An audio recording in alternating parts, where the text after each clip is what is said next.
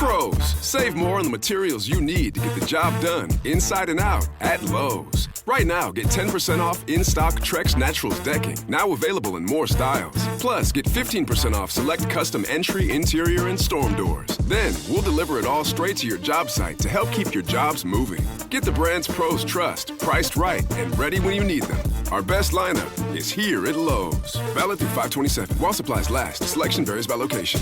I'm here on the job site with Dale, who's a framing contractor. Hey, good morning. Dale traded up to Geico Commercial Auto Insurance for all his business vehicles. We're here where he needs us most. Yep, they sure are. We make it easy for him to save on all his insurance needs, all in one place, with coverage that fits his business and bottom line. Oh, I shouldn't have looked down. It's all right. We're so far up here. Look at me. Take a deep breath. No, I'm good. So good. Get a commercial auto insurance quote today at geico.com and see how much you could save. It feels good to Geico.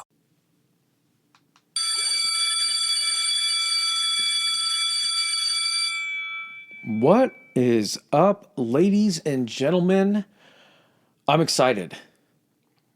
We went a different direction. We're not just doing a person. We're not just doing a solid... Well, I guess we were doing a topic. The topic of being marooned, a castaway. I was thinking about this on the way over here. So, of course, we should be doing this stuff. And I think we've done it in other instances where it's the history of something. We have the Rescued at Sea from the Patreon episode that kind of goes into different examples during World War II. But historically, there have been countless situations of shipwrecks, of people being marooned or stranded in places in the world that were never discovered and are uninhabited. But these are going to be some of the greatest hits of that throughout history. Events that have, whether you know it now or not, have inspired things that were staples in your life, probably growing up. If you were in school when you had to read Lord of the Flies, if you know about Robinson Crusoe or, Moby Dick and everything, there are stories that inspired those works of fiction. And although those themselves are a little bit sensationalized, the stories themselves are also insane. None of these stories really needed punching up. The reason why the books become different is just because it's almost like they had to make them different. I have a theory about the Essex, which is the Moby Dick situation, where you have the villain of Captain Ahab, who represents, the greed and the folly and everything like that. But then you also have the physical manifestation of his hatred, which is the white whale. I think you have to have a situation there if you're writing stuff that's going to be especially at a time when everything is seafaring and whaling is a huge industry, writing a book and being like, there's just whales out there that'll fuck you up and sink your ship. That'd be like, no. It took this captain going out and actively seeking violence with this whale for the whale to... So, totally keep whaling and doing all that kind of stuff. The story comes across in Moby Dick a little bit different if they're just out there minding their business, trying to hunt whales, and there's just an angry rogue whale that continues to attack. That's technically kind of what they're... I mean, from what I remember of Moby Dick, you just remember the white whale aspect in Ahab's, quest for vengeance. But... also things that we're going to talk when we get into the Essex. We're going to go in chronological order for 4 different events or 5? 5. 5 different events. So could be a long episode. We don't know. But Moby Dick was also about details on what whaling was actually like and things on that ship. I don't remember those aspects, and it's crazy what those guys had to be doing. For years at a time, too. This wasn't hey, we're just going to cruise 300 miles offshore and get us a whale and come back. No, it was a 2.5 year-ish journey that they were doing, and it was just oh yeah, we're supposed to come back with 1,500 barrels of whale oil. And even the aspect of trying to how did they even do that? Processing it on a ship. Oh, rendering the fat for the oil. I got the details on how that all worked. So, sorry, we're getting ahead of ourselves. Professor Chris, that's Professor Adam over there. Remember, if you aren't already subscribed, go to the patreon.com/historicallyhigh. Get ready or get yourself signed up for the bonus content. It's phenomenal, if we do say so ourselves. We had triple-digit ratings on Spotify last month. Awesome. Thank you. Keep those 5 stars rolling in for us. The review numbers still strong as ever. You guys are still kicking ass. Keep talking to us. Keep letting us know what you think, what you want to hear. Again, love new subscribers. Always a great thing. Let's shove off.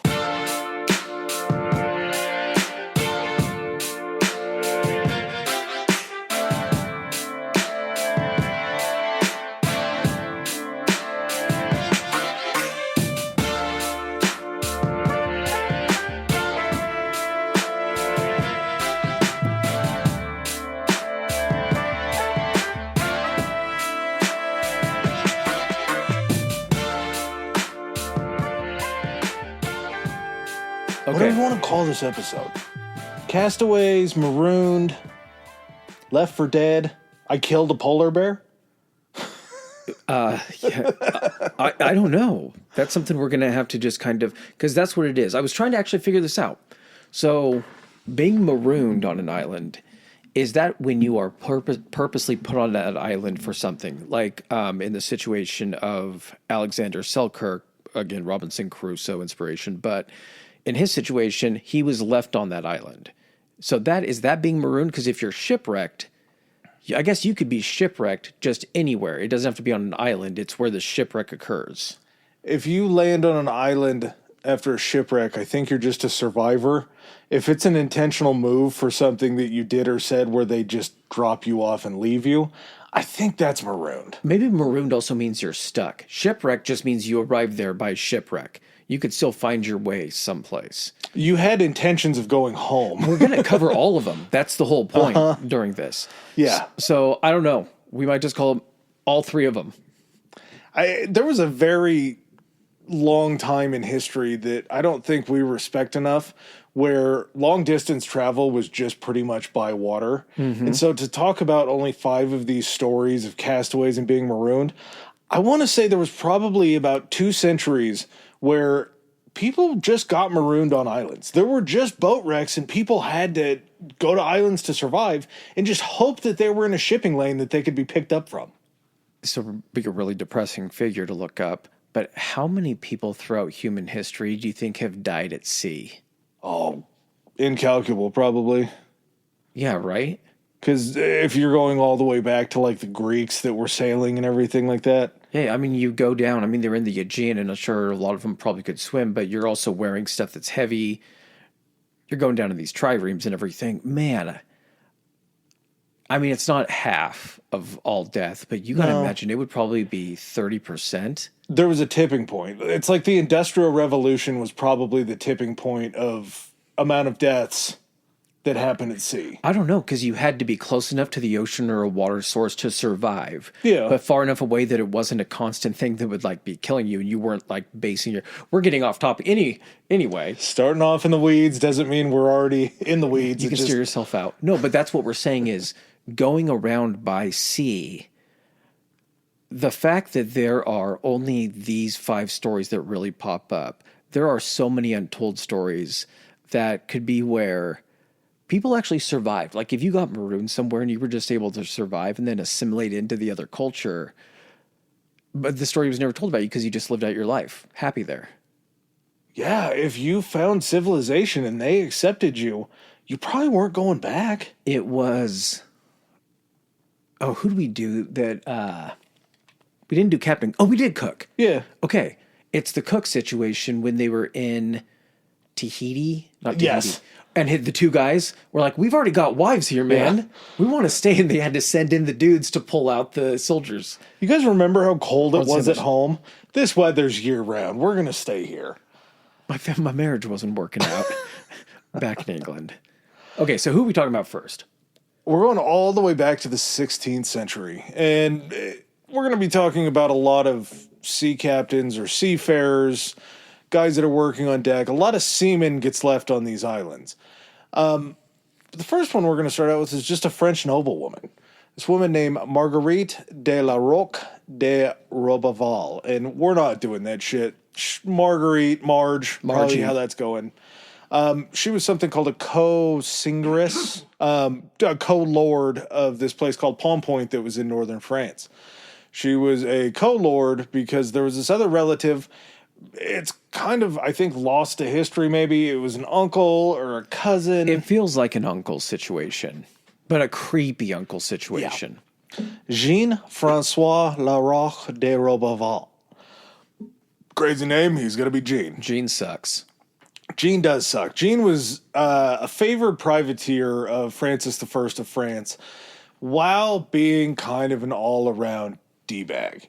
He ran up a lot of debts, and being a lord, I imagine he'd probably have a lot of money to start out with, but he was always kind of on to the next thing, trying to make his money. Turned out that he was a fairly good sailor, though, and had earned enough favor with Francis. We're talking about a time when they were going to be traveling by boat over to Canada, or New France at that time. And that could also be a situation where we talked about in a few different episodes, being a lord was kind of easy in certain circumstances. So this could have been like a guy that was just like kind of in bad standing because, like you said, he was one of those guys that was kind of in debt due to like bad business decisions, and that will continue to follow him. But he's also going over to a place that in the 16th century, you're just trying to get people over there. To try to like get some land to establish. Yeah. You're just trying to establish a presence because they're going to Canada. Clear out some natives, get us some breathing room. Find the new thing. You're going to be over there, you know. We'll figure it out. Yeah, populate, spread, and then I'll have a new territory. Well, it doesn't seem like Jean was a big fan of populating. In 1541, Jean, like we said, is chosen to be Viceroy of New France. He's going over there to basically be the president. He was tasked with this voyage that he was going to lead over to Canada, and his co-lord, Marguerite, ends up going with him. She brings over this handmaiden that had been with her for her entire life.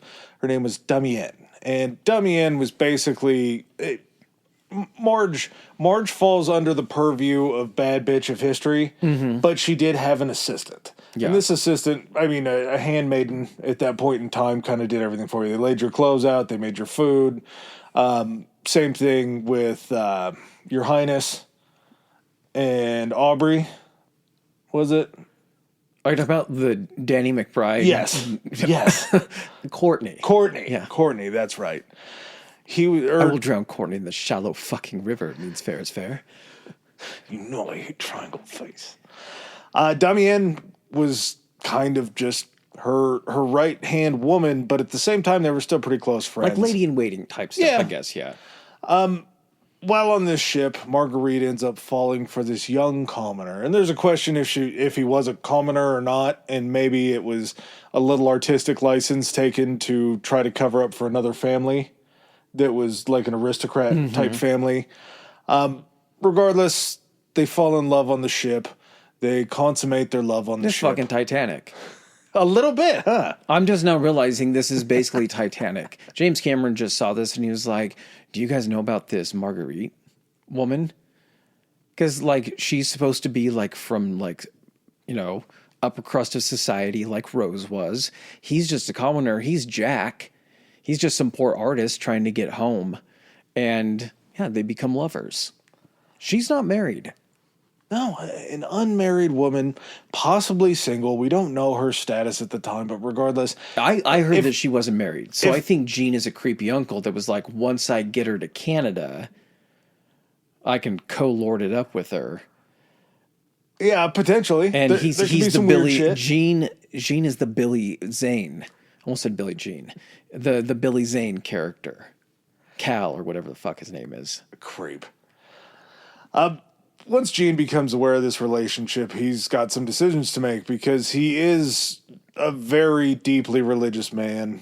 Maybe he was motivated by these Calvinist kind of pre-puritanical beliefs. Probably more likely that he would be motivated to get rid of Marguerite because if he did, he could acquire the totality of their lordship. You cannot... Okay, this results basically in Marge... Damienne. I can't remember who else because we're going to get to it. And then the dude that's like her lover who like jumps off the ship to go with her being marooned on an island as they are like entering into like the area of like New France or whatever it is. It's an island off of the coast, right? They said that it was either, they believe, in the St. Lawrence estuary, which is leading in, or it was near the Strait of Belle Isle. Okay. Which is, I believe, over by... Oh, fuck. What was it called? It was called the Isle... You're going to say Newfoundland. God, I always mess it up. Newfoundland. Newfoundland. Newfoundland. Newfoundland. That sounds Newfoundland. right. That sounds good. God, I hope that's right.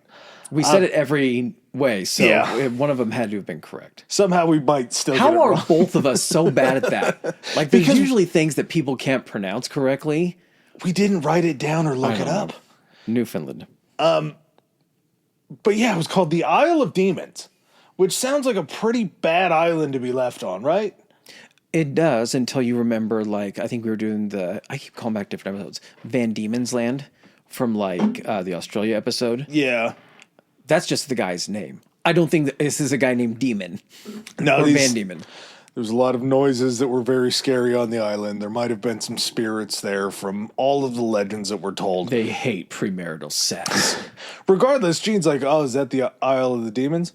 Yeah, let's drop them off there. Let's drop them off right in the middle of this isle.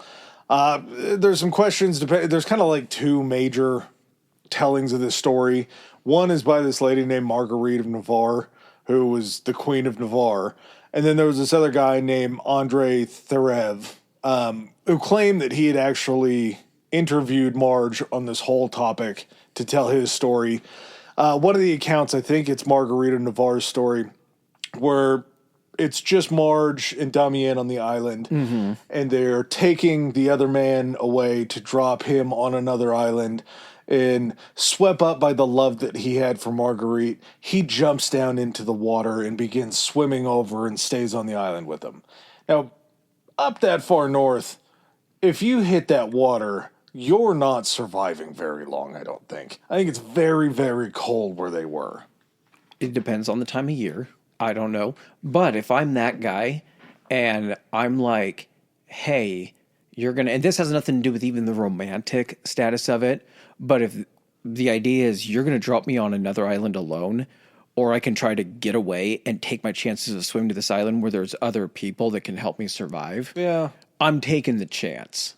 Well, Plus, I'm me and this brother sleeping together, so. Put me on an island to live out the remaining days with two women? Oh, no. Put me on an island by myself, or see me try to... I believe, make it seem super cool and like love was drawn me to the island. I believe the French word for it is the creation of the word ménage à trois. Maybe that's what he was going for in this situation. Ménage à trois. And it wasn't like Gene was just this asshole that didn't leave them with anything. Supposedly they had a number of rifles. I believe it was like 4 or 6. I heard varying numbers.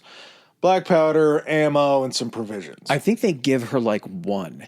There's a minimum threshold of, I think, stuff you have to be provided to basically be able to say, we hey, gave him a chance. That's exactly it. To not be responsible. Because here's the thing. He leaves Jean on the island because it wouldn't technically be murdering her. He wouldn't be liable for, he couldn't be tried for that because he left them with a gun and some powder and a Bible or something like that, or like a pan to cook something in. So you could be like, what more does a person need to survive? I gave them every chance. I just had to get them off the boat. God and a gun. That's kind of what it is. We'll see how. Buy a truck, get a gun. Over their first winter on the island, a now pregnant Marguerite, her lover ends up taking ill. I'm sure, freeze. I mean, they're on an island in the middle of possibly the St. Lawrence estuary with a gun. I'm sure she was probably a fairly decent shooter because she was a queen or a lordess, a countess, whatever. She was of the upper crust. I would think are you assuming that that's something that they do for fun too, is like fancy bird hunting and shit? Hunting, yes. I don't think the women, 16th century women ain't doing that shit. You don't think so? No, which makes her even cooler when she ends up doing this stuff. No, I don't think... You're doing the thing where you're Disney, you're Pixar or Disneyfying them, and you're making them out to be. And I'm not saying she's not a badass. What I'm saying is I don't believe a noblewoman is going to be the type of like rough and tumble that she ends up becoming. You think she was the one that waited for the men to return from the fox hunts and didn't go on the fox hunts? Correct, but I think she adapted. Yeah. Which makes it even cooler. Yeah, we're She could have, talking. I don't know. We're but talking it about a doesn't strike time me. when it's a black powder rifle where you actually like have to. That's what I'm saying. It's not recreation. They're not there's not rec shooting or anything. Like, we're not hunting foxes. We're hunting deer to try to eat and survive. Yeah. Her lover didn't survive very long. He made it through the first winter, dying kind of shortly thereafter. The reason why they know that it happened in the cold, beyond Marguerite telling this, is as she's telling the story, she said that she was digging in the ground to try to dig a very deep hole because she didn't want the animals coming and taking the body. Mm-hmm. They just finally got to a point where they just hit frosty ground that they couldn't move any further. Yeah. So they end up burying him, and then she just sits Shiva, I guess, stays on watch and with the gun and is firing at any wild animals that are trying to come get his body. Now, I don't know how long these people knew each other. I'm pretty sure that a bonding experience would be getting marooned on an island with somebody, but that's a lot of love to sit there and try to shoot the animals that could potentially. It's a lot of bullets that you don't have an infinite supply of. Your survival is kind of based upon the provisions that you have. Yeah, at the same time, we're looking at this through the lens of how many hundreds of years, and also being like, we're fucking sitting here in front of goddamn microphones. Yeah. Marge ends up giving birth on the island, which is pretty crazy that this was a successful birth. Damien aided her during labor. It wasn't really that long after birth that Damien ends up passing away of exposure herself, and then she has to do the whole we're digging a grave thing again. We're going to try to protect it. But a newborn and a mother that just gave birth weak in an area like that isn't really conducive to keeping a child alive either. No. The child ends up passing away pretty shortly, I think, after Damien does. So this group of 4 that showed up on this island potentially 6 months prior to this is now just dwindled down to 1. I guess it was 3, then it was 4, then it was. The numbers go up and down, but she's a sole survivor on this Isle of Demons in the St. Lawrence River from France, a noblewoman, and she basically dives into her Bible. She begins studying the Bible daily. She kind of finds her religion again there. I imagine that that's so much to do with just not going crazy. Yeah, I think it's something to occupy your mind. Still feel like civilized because you're reading words. Sometimes you'll read it aloud to make sure that you can still, because that's going to be a common theme here. Sometimes they find these people and they're like, they couldn't really even articulate because they'd been away from like civilization for a while. But I think it also has to, at this point, give you something to, you don't have anything left. You're either going to just sink into depression or you're going to try to maintain hope or something. Yeah. And I think that's all you're going to grasp onto. But Marge pretty much just steps up and starts and is able to go ahead and keep herself alive. Rumor was maybe she, not toe to toe, but she had some run-ins with some polar bears. It blows me away because this is something that when I heard it, I was like, there's no way that there were polar bears that down close to kind of civilization. But the fact that both of the writings that survived, well, they're not in civilization. That close though, as far as like coming down, because I always think Arctic Circle is where all the polar bears are, right? Yeah, but how much of that is because look at all the area that people live in. Yeah, I mean, they would migrate and roam a lot further if they had the area to do so. Maybe. I guess I could see that. It just feels like it's very, very far south for a polar bear. I'm not questioning shit that Marge does. Well, I don't know if it's exactly true, but I think polar bears are probably the most aggressive of the bears, right? They're the biggest, I believe. And I do think that they're probably the most dangerous. She went toe-to-toe with a couple of these. She even said that she killed a couple of them. So this lady was... She fought her way through the Isle of the Demons, and she was on that island for more than 2 years.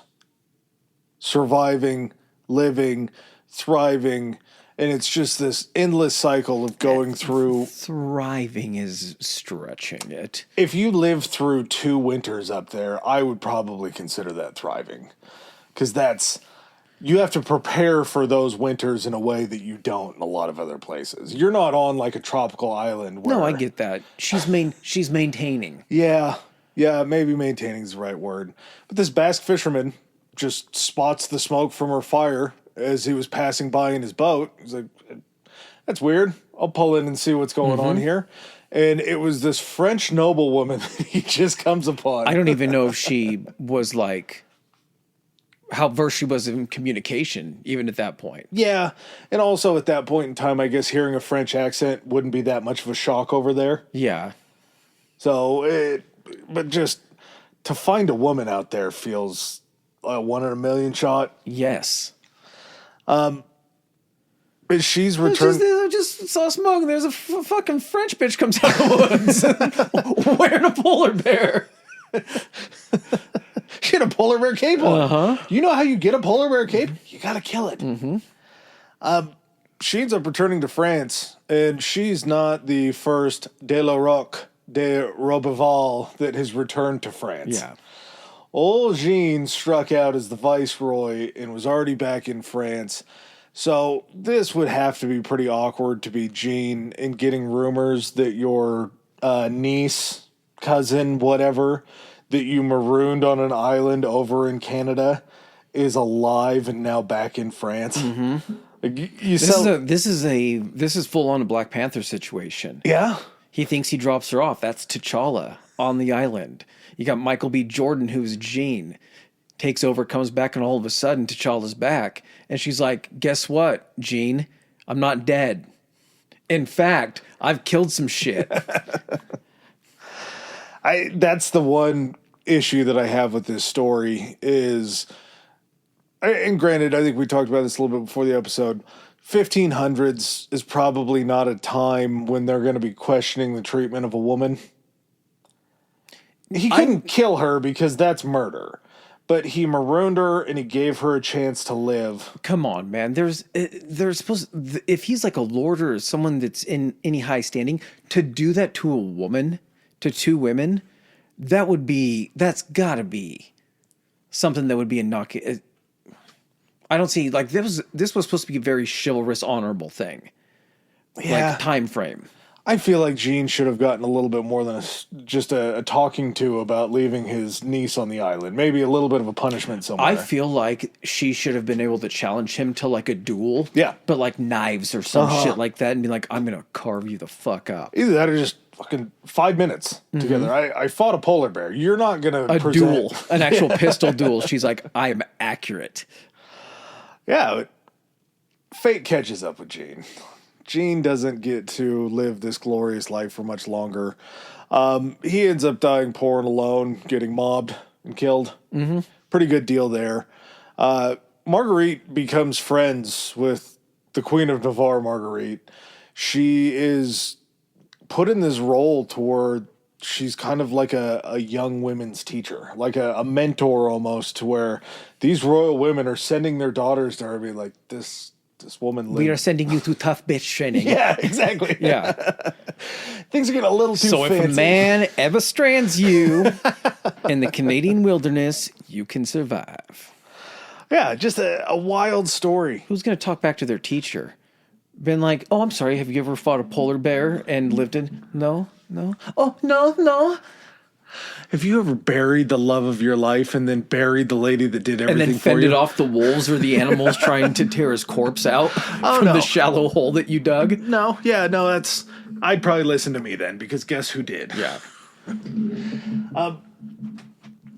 Following that story, we get into maybe the low light, I would say, of this episode. I think this might be rock bottom. This is rock bottom in terms of there's different levels, I think, and that's why I like so much. I'm excited about this episode so much. Is all of these stories they're so different. They involve the same thing, but they're so different. You have the last one was almost a situation of Jean was, the variable, but you had her surviving against nature. Yeah. It's her versus nature. This is a situation where it's nature's against you, but this is like the devolving of what happens when there's no societal rules and you get evil people. Yeah, I think that this is a man versus man type scenario. it's a very good example to know that psychopathy has been around forever. Yes. Like, it ain't a new thing. So in 1628, the flagship of a VOC fleet, that is the Dutch East India Company. Go listen to that episode. The Batavia is constructed. The same year that the Batavia is constructed, it gets set out with this fleet on October 29th of 1628. It's supposed to sail from Texel, which was up in the Netherlands, to the Dutch East Indies. So To Batavia. Yeah, Yeah. at this point in time, we have the Dutch East India Company that's already seized this area. They're already working in the area. So modern day Jakarta, Yep. Indonesia, right? So Indonesia and those The islands. Spice Isles. Yeah.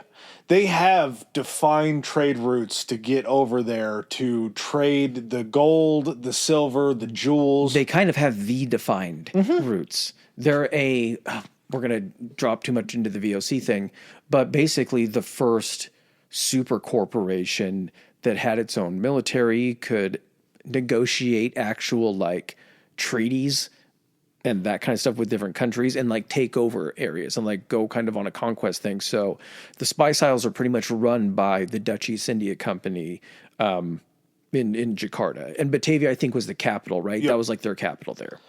The flagship always carried this. Basically, it's like a senior VOC merchant. It was the commander. She was commanded by this senior VOC merchant. His name was Francis Pelsart. Or Pelsart? Pelsart, I think you had it right. Pelsart? Okay. Yeah. So you basically have like World War II comparison. You have the captains of the ship, but then you also have the admiral who's in charge of that battle group or that fleet. Yeah.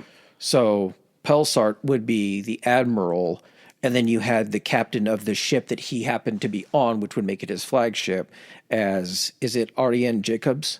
Yeah. Ariane Jacobs was a skipper. And Jacobs. Jacobs, Yeah, that's right. because it's the soft J. Yeah.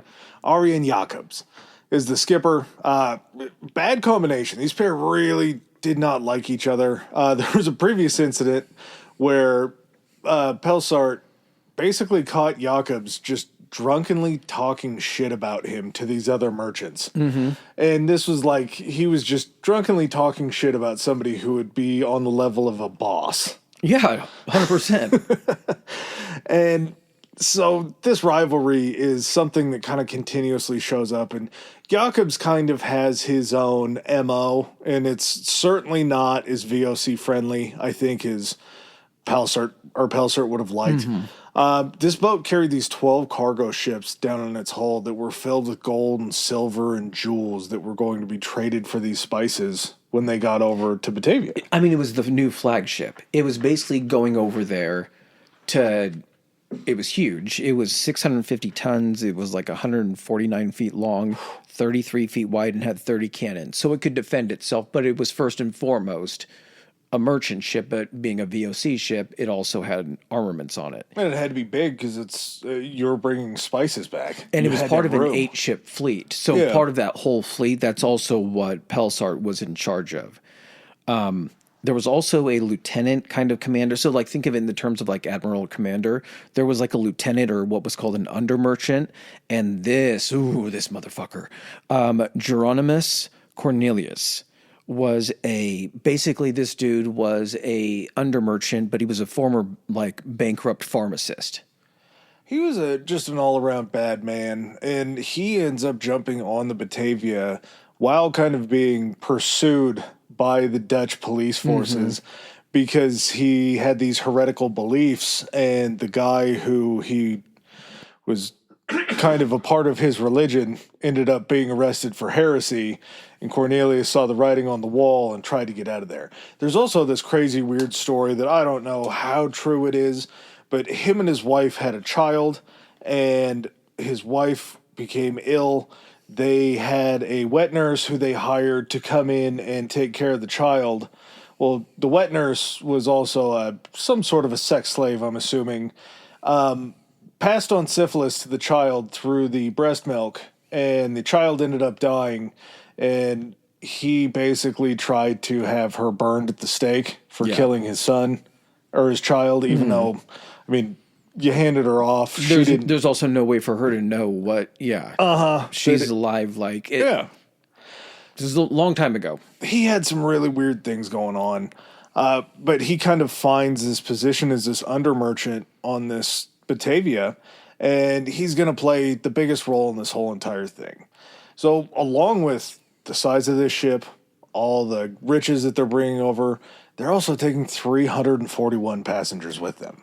Not in the 8 ships, on the Batavia. Yep. That's how big this thing is. I mean, it's like a 3-masted, this ship is huge. Ends up leaving Amsterdam in October of 1628 with 341 people, wealthy passengers, families that are going over to like work or oversee places over in Jakarta, and also soldiers that are going over there to relieve or replace other soldiers that are supposed to be coming back. So there is an 8-ship fleet here that's going on, and the commander again is supposed to be Pelsart, captaining the Batavia. The ship he's currently on is Jacobs. And as they take off, it's a situation where Jacobs is, again, not really a fan of Pelsart. There's arguments that are going on. They pull into the Cape of Good Hope, and at this point in time, this 8-ship fleet is now down to like a 3-ship pod. Yeah, like right after departure. So there was a massive storm that happened in the North Sea. So, I mean, they're just like, seriously. Above England. Well, I don't even know. Above Scotland. Why would they be above? Like, that's what I'm thinking, though, too. What point in time is this where they're not just going through the English Channel and out? So what I'm saying is North Sea, because the North Sea even starts, I think, right there. I wonder if the English Channel had something to do with the East India Company that England had too. Like, maybe we're not going to let you pass through. Maybe it was faster to just go out and around. Regardless, they end up going into a storm there. It reduces the fleet down to just 3 ships traveling together, which were with the Batavia, the Buren, and the Azendelft, or something like that. So 3 ships. They get down to the Cape of Good Hope. Jacobs jumps in his rowboat and rows out to the other 2 ships as they're reloading the Batavia with supplies, and basically just starts talking shit about Pelsart again. And of course, Pelsart ends up getting wind of this. He's like, "We've done this shit before, man. I've heard you do it before. Just relax. Monty, old boy, you can't talk to me like that. Yeah. I'm your boss." Except there was none of that. Like, at this point, it was... Here's the thing, too. This is also a time when you're traveling with 3 other ships now. You were traveling with 8. 2 other ships, yeah. You don't know how to sail. This is I'm trying to think who the episode was on. The guy that was... God, why can I not remember these guys? It was Cook again. Cook essentially wasn't always the captain of his ship. Remember? He would have people come in and actually, like, he would be in charge, or there was another guy that was technically in charge. Or am I thinking of a different episode? Are you thinking of the naturalist that was kind of the guy that funded or tried to fund it? Yeah. That was, like, supposed to be in charge of the whole thing, but because all of it took place basically, like, the sailing aspect was the largest portion, Cook was basically in charge the entire time. And they came back for the second voyage, and he wanted to build like an extra cabin. Yes, Cook that's told what it him was. no. That's kind of what I see here is you have this guy who, Pelsart, who's actually the good guy in this situation, and the captain of the ship is kind of like, this guy needs me to be able to go ahead and capture this thing. He's not going to do shit. Well, also, we have 339 other people on this boat. We kind of need to get there. Yeah. So we need to form some semblance of a professional relationship. And that never ends up happening. Cornelius hears that Jacobs isn't that big of a fan of Pelsart, Cornelius doesn't have a real grand plan on going back to the Netherlands. He's looking around for a potential situation where if they can form a mutiny on this ship, what they're going to do is recruit other merchants, and they can end up overthrowing Pelsart and kick off basically all of the other civilians that are traveling, and then take this boat and these riches and go on shore in Madagascar and basically start their own like little pirate community. So 314 people on this ship. Now, because they dropped some off at the Cape of Good Hope, right? No, sorry. 341. Sorry, I didn't mean 314. Okay. What I'm saying here is this isn't just like, hey, we're going to take over the ship, go drop these people off on an island.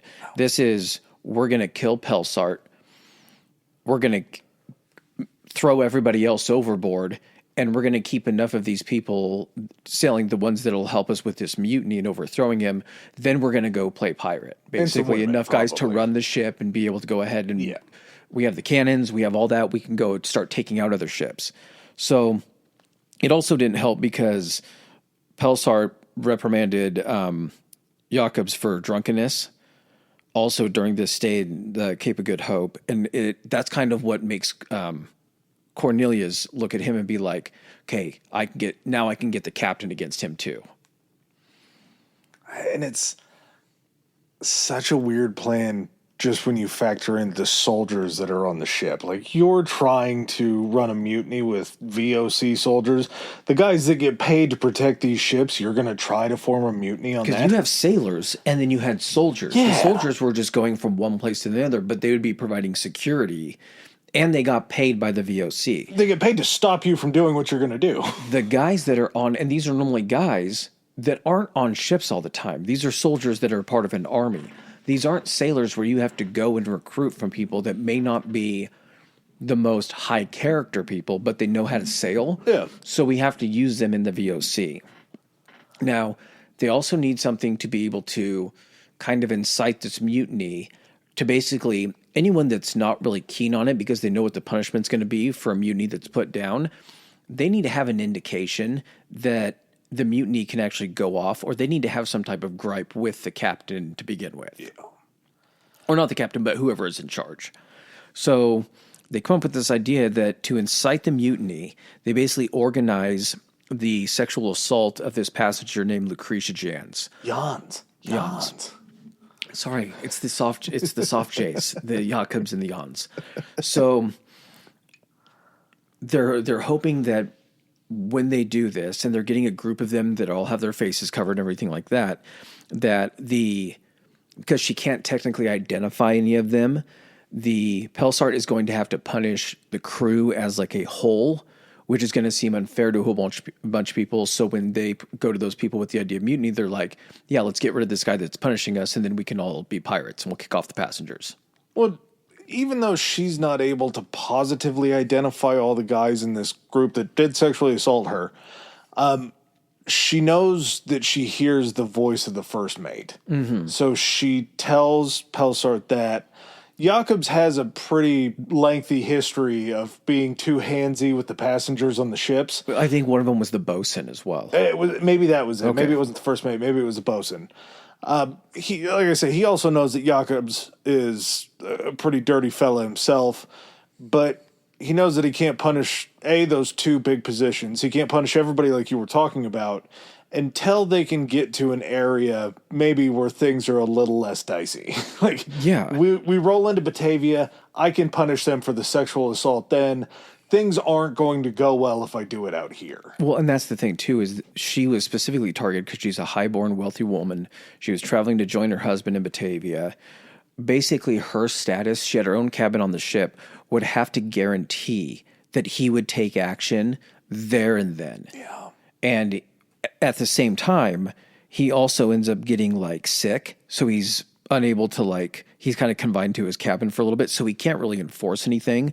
But he also does see that if he's not able to identify these people and can't get himself in a situation where a mutiny is possible, if he can get them back to Batavia, he can be like, no one's getting off the ship until we do an investigation into this, and I have all the guards here. he can't do that much when he's reliant on the sailors in order to go ahead and get them there. They probably won't take over the ship, but there's a chance that they'll throw him overboard or kill him before the soldiers can get to them. So Yeah, and I think the assault on Lucretia takes place May 14th, 1629. We don't have long to wait for the pivot to happen. I don't know. I'm curious. We didn't talk about this, so I'm very curious to hear what you think happens here. So June 4th, 1629, while Pelsart's sleeping in his cabin, the Batavia ends up striking this large reef near Beacon Island that's off the western coast of Australia. There's debate where Jakob says he saw the spray from the reef, but the guy that was in the crow's nest said that it wasn't that big of a deal, so they continued on. Do you think this was Jakob's thinking, if we can maroon this? No? You think it was a legitimate accident? Oh, 100. Okay. Okay, so a little bit before this, like immediately after departing the Cape of Good Hope, because Jakob's is the skipper, he uses, I believe, a storm that they run into, because they're going kind of across the Indian Ocean. That's right. To basically lose the other two ships that are with him. So now the ship is completely isolated.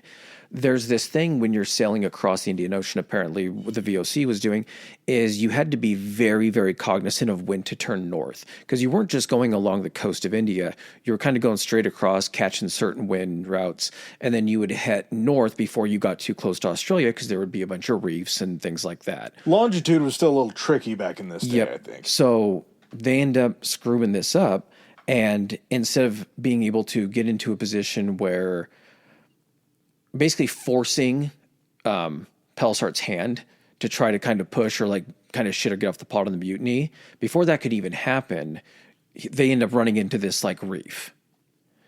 And as they do, I mean, they thought the ship itself may have hit it at like low tide. Hilarious. Because sometimes you could float off of it and everything. And even if you then had to go make repairs, but if you hit it at low tide, or at high tide, you're stuck. And even when the water goes down, it's putting even more weight on that. So it's causing even more damage. More crush.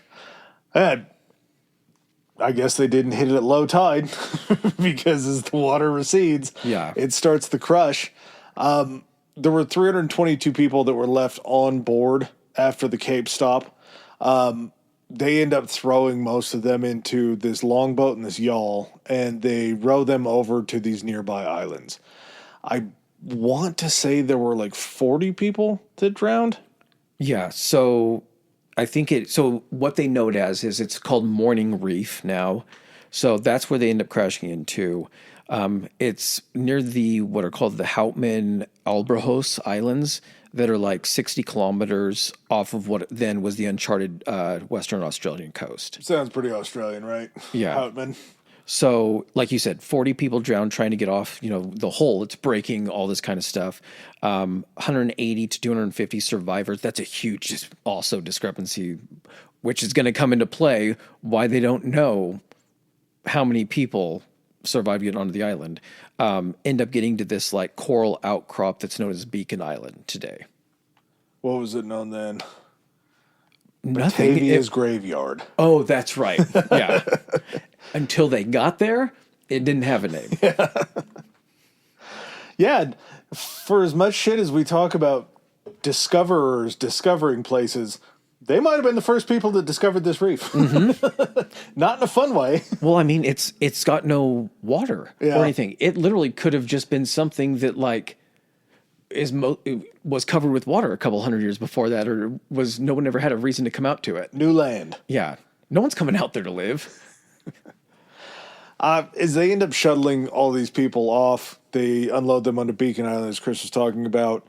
Pelsart, Jakobs, and some of the officers and crew begin searching for fresh water sources on the island. They're unsuccessful. They then move to some of the surrounding islands, and they're not going on and searching the entirety of these places. It's just kind of we'll hit it. If there's something obvious, we'll take it. But we have to keep moving because we have to get these people survived. And not only do we have to make sure that they survive, we still have a journey that we're going to have to take for rescue. Well, you're trying to find enough quick resources that you can immediately, because they had time to get stuff off the ship. There were 2 days. Yeah, there were people still on the ship that were like helping to unload stuff as they were also shuttling people back and forth, things that they would need to survive. I think they ended up taking like a bunch of the money off of the ship, right? And taking it over to one of the islands. Yep. But then at the same time, you're trying to, and you have a limited amount of boats. You're trying to explore other islands that you can maybe see off in the distance, but then aren't so far. You're risking yourself trying to get to them. And if you can find some resources, then you're like, okay, what do we need to do first? Do we need to get the people over to this other island for the resources, or do we need to immediately try to set out the 3,000 kilometers it's going to take to get to like the Java Islands and Batavia and everything like that, which we're going to have to do in a longboat. We just need these people in a livable situation for as long as it's going to take us. Well, and as they're exploring these, they're not finding anything on, a lot of these islands. They pretty much kind of left it up to Cornelius to basically try to kind of handle the situation, find a livable situation for these passengers, because there has to be a point when the captain's like, or Pelsart in this situation is, we can be doing both these things at the same time. We're going to take this longboat with 48 crew members, which is insane. That shows you how big the Batavia was. If it has a longboat, it was overcrowded, I think, by like a few guys. They said that there should not have been that many people, and they had to build the boat up to be able to handle the ocean. Isn't that nuts? 48 crew members, and they're like, we're heading on this 3,000 kilometer journey to basically try to get to Batavia, to get a rescue ship to come back here. You want to be on that boat, though, right? You don't want to be back on the islands. If I'm going to die... Wait, am I aware of what's going to happen? No. I want to be on the islands. Really? I want solid stuff under my feet. But what if they never come to rescue you? What if that boat sinks on the way back and you're just there? I don't want to be on this. I just got off one sinking boat. I'm not going to... No, put me on the island. I think I would rather take my chances. I think you're letting what's happening or going to happen influence your decision. No, I know me. And I know that if I get stuck on an island for 2 weeks and nobody's come, I'm just assuming that I'm going to be there for the rest of my life.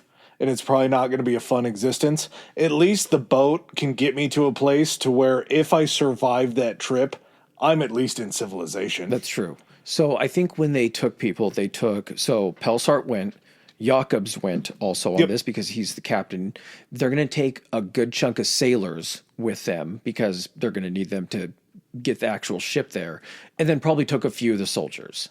They left the majority of the soldiers behind to protect the people.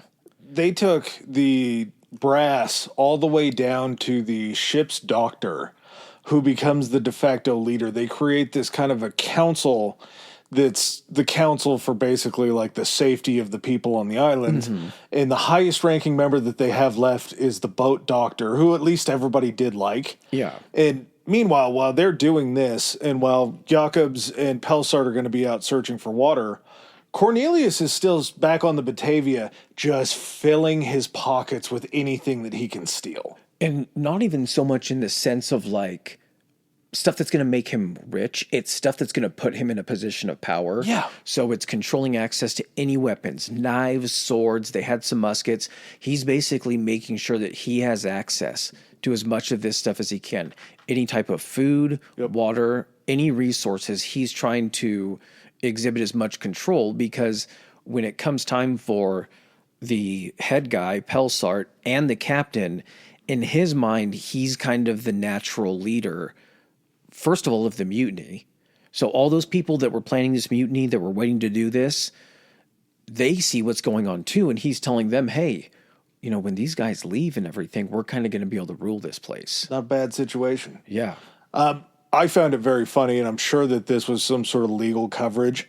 Before Pelsart and Jacobs and the rest of the top brass head over to the mainland of Australia to check for natural water resources, they have to leave a note that's basically saying, we're going to explore for natural or for any resources that we can get, but we're also going to go back to Batavia if we don't find anything. we will come back for you. It's basically like a promissory note. Like, we didn't abandon you. We're not taking off. Understand that we'll be back if we can be back. Yeah. Eventually, Cornelius ends up making it to Batavia's graveyard, to Beacon Island.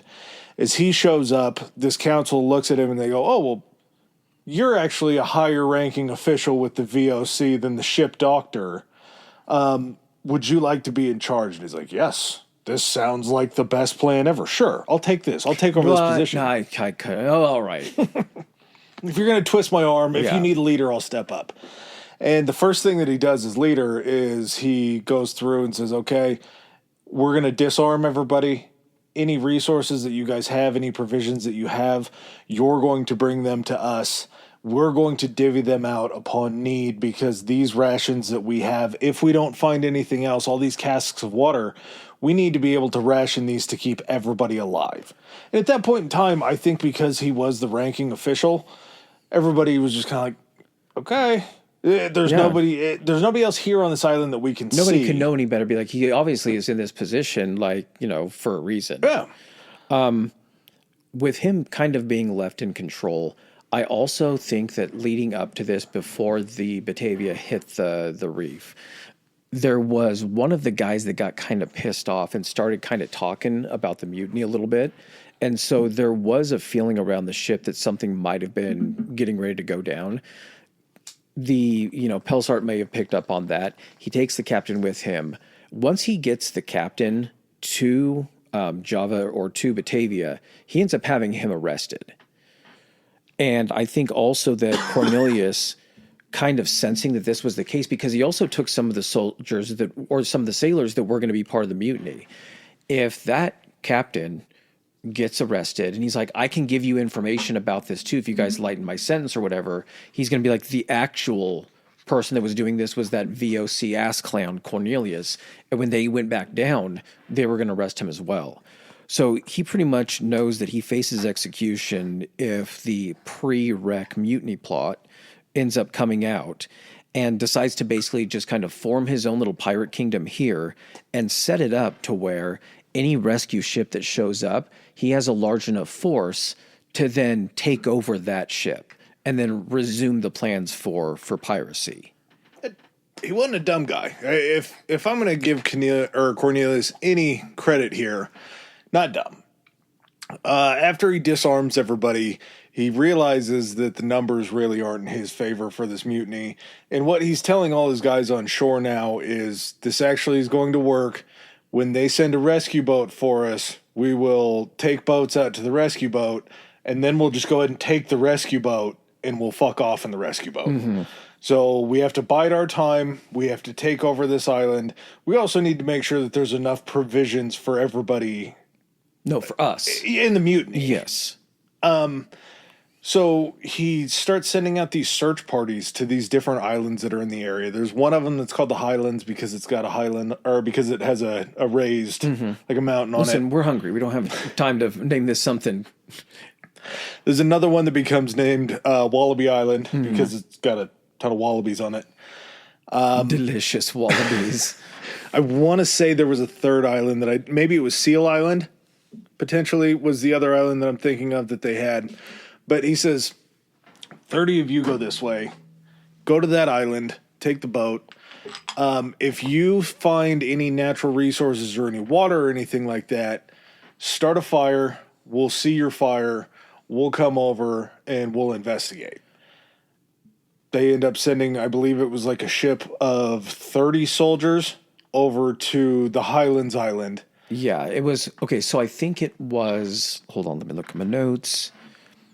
Sends a group of like 20 loyal to the VOC soldiers led by this guy named Webby Hayes to a larger distant island. That was Wallaby Island, under the pretense of finding water. Now, he confiscates their weapons before they go over there. So he's consolidating all of this. Yeah, his plan is to either be like, you guys are going to go over there, you'll find nothing, you try to return, we kill you when you're all exhausted and tired and depleted and you return, or you just don't return, or you light the fires showing us that there's resources over there, and when we come over there, we just kill you guys anyway.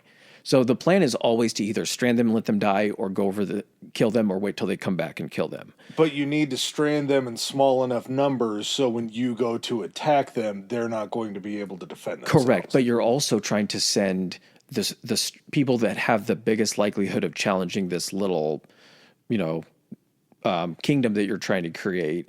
You're sending them as far away as possible, the biggest threats to you. So with the soldiers gone, basically Cornelius' little henchmen just go on like a murder spree. They're killing men, women, and children. Over the course of like 2 months, they're doing this.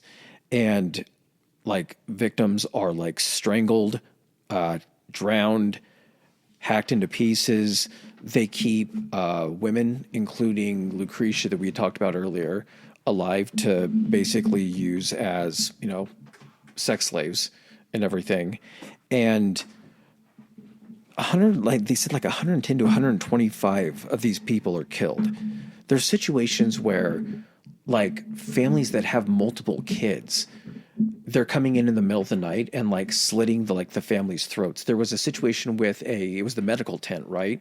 Yeah. When they had sent someone in to just basically slit the throats of all like the sick and elderly while they were like sleeping.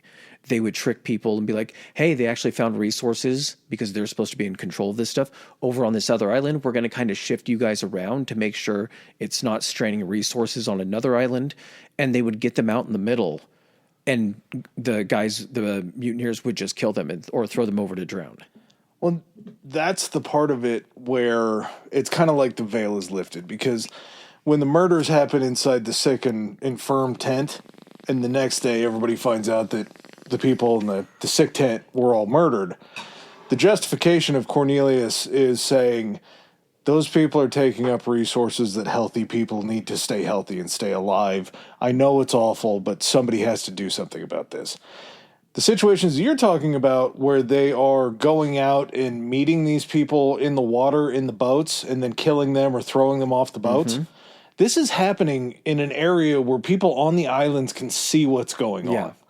So but can't do anything about it. Yeah, they're going to swim out and drown, which they want them dead anyway. There are people that disappear and just run into isn't there like a group of like cabin boys that end up like running into like the jungle or running into the trees and trying to like evade these guys? Multiple different times there are like one or two people that are being chased to be killed that will either escape onto a boat, or they will swim to one of these other islands. Or loggers try to float. Yeah. And they'll get to these other islands and say, you guys won't believe what's going on over here. Cornelius, the bitch that he was, ended up attempting to only kill one person by his own hand. Poisoning them, right? And this was a baby who was crying because they were sick. Him being a former apothecary man, a former pharmacist, brings over this ointment, whatever, and says, give this to your baby. They will stop crying. He tried to poison the kid. The kid survives the poison. So the next night, he sends over one of his henchmen to strangle the baby. So the one attempt that he made to get blood on his own hands by just poisoning a child doesn't work. And he has to send in another heavy to kill the kid. That's just not a very tough, strong man at all. For a guy that's the ringleader of this to never kill anybody feels very Manson-esque. Like he's in a position of power. He's in a position to basically hold these people's survival in his hands, because the henchmen that he has working for him aren't getting the rations of the water. They're not getting the stale biscuits. They're eating the best provisions. They're drinking the wine that was on the ship. They're living fairly high on the hog for as much as you can say. But he's controlling the resources, which is why how he's controlling them. But they said, and again, this is a shitty situation of a charismatic leader being able to force, or not even force, or just convince people to do this, heinous shit for him. He kept Lucretia as his personal concubine. We talked about the hospital thing. In one instance, he sent a large group of around 40 survivors, including women and children, to this other place called Long Island, actually. And that was under the pretense of like separating the population, like we said, for better resource management. Once they were isolated, he would send boatloads of armed guys to Long Island over several consecutive nights, and they would just systematically hunt down those survivors, slit their throats, bury them in mass shallow graves, which they have discovered, and which is how they know which of these islands this stuff happened on. They have discovered actually like these mass graves where they found skeletons and were able to like date them back to this time frame. But there was this guy that was named Pashir Geisbert, who was like a prominent kind of like upper class, like merchant passenger who was traveling with his wife and children. Fearing this guy's status, and with his plan of being like, well, it's not going to matter or anything because I'm just going to kidnap or like take over this next ship and use it as piracy or use it for piracy. He basically sends his enforcers into the family's tent at night. They bludgeon the guy to death, slit his wife's throat, and murder their children. One of their daughters was spared strictly to be kept again as one of the women for slaves. I believe that was... She was going to be married to one of the guys, and they had the wedding on the island, and then the night of the wedding is when they go in and murder the rest of her family. Of course. And he was like I want to say he was like a chaplain or something like that. Mm-hmm. He was pretty high up to be doing that. And it's a situation where it was a divide and conquer. If you can send different pockets of these people to these different islands, you can go over and do what you want with them. There's justifications of saying it was like a 17-year-old cabin boy that they accused of stealing wine and then sharing it with a friend, and they just took them out on the boats, and they tell the friend, hey, we don't have proof that you did this. This was just him implicating you. If you push him off this boat and you kill him, we'll spare your life as long as you stay on our side. So there's situations where they're basically trying to bribe people into coming over to the piracy side of trying to Shanghai them into the service, yeah. And credit to a lot of these people that tried to escape and get over. They end up getting over to, did you say it was Wallaby Island that Weeb was on? Yeah, where the resistance is being formed. Yeah. And he speaks to Weeb and kind of explains to him what's going on. They say, we kind of had a suspicion that was going to happen. Well, and in a twist of, irony, unbeknownst to Cornelius, the soldiers he sent over there to find water and stuff or to die over there, they found water and some pretty abundant sources of food, wallabies, birds, and were able to kind of like build themselves back up, revive themselves, have some of the strength. And then any of those survivors who managed to escape like the massacres on Beacon Island swam across the channel and were just kind of adding to his forces. So not only did he have actual soldiers, again, sailors were meant to sail the ship. If they were going to mutiny or anything, maybe some of them had military service, but they're not going to be as well, trained in fighting as actual like soldiers are. So after getting all this information, I think it's Hayes is Weeb Hayes. Hayes organizes his guys, arms them with all of these makeshift weapons that were made from the like barrel hoops that would go around them. He would have them heated up and then cut and then formed into like blades and stuff like that. They also made morning stars. Yeah, I mean, you had nails because they would just take nails, put them into like not coconut, like maybe a coconut or like a thing of wood. I thought they said that they were like bent chunks of lead that they had, and they drove the spikes through them and then attached them via rope to a handle. Mm-hmm. They said about and I was going to say they said some of the mutineers had those too, and that's where they got the idea of it. Yeah, well, the pikes that you were talking about is just them with sticks that are driving nails through the front of them because it's a stab weapon. Yeah, that's all you need. If this is hand-to-hand combat, you don't need something that's going to kill him. You just need something that's going to maim. You need something just to incapacitate them and get them down to where you kill a few of them, and then the other ones surrender. You drive them off. What's also really going to help you is if you have some type of like fortification or some area for defense. And so they actually build out of like stone and like dry coral and all that kind of stuff. Coral, yeah. They build this like small stone fort, which actually like the ruins of it still stand as the oldest European structure in Australia. So it came out of this. They also said maybe the funniest defense was they had people walking out along the beach and looking for coral that was chunk-sized like a baseball or something that they could throw. Is like this is the long game. Instead of trying to fire bows and arrows at range, we're just going to wait till they get close enough. And we're going to start hucking this coral. We might not hit There's everybody. no armor. Yeah. This thing breaks apart or stabs through. It's razor sharp shit. It was like they were making like coral grenades. It's like that the new Predator movie where he uses all the natural resources and all the like plants that can like kill you. He uses them as his weapons. That's anything that you could have. And they hold out for, I believe it was like 3 or 4 incursions. First off, I believe it was after the first incursion that they end up repelling. Cornelius sends over basically like a messenger to Weeb and says, we don't want any fighting. We want to come together. No thank you for what you guys are doing. Just please come back or let us through. Weeb's like, yeah, we've heard this story from other people enough. We're just going to go ahead and imprison this guy. Oh, yeah. I mean, as soon as he realizes that there's a threat happening over on this other island and knowing that it can't, this is the biggest threat to him, he can't, like, go try to take the ship while there's someone there fighting against him. So he ends up using the boats that they have, like you said, and launching, multiple what they would consider amphibious assaults. Yeah. Yeah, against the fort. But because Hayes' soldiers were well-fed, highly disciplined, they were able to pretty brutally repulse the attacks. During a pretty tense fight, they ambushed the mutineers and captured Cornelius alive.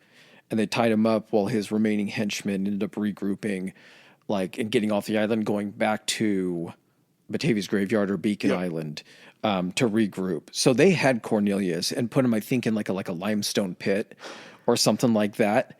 And he's still trying to talk his way out of this. Promise him we can still take the ship. We got this.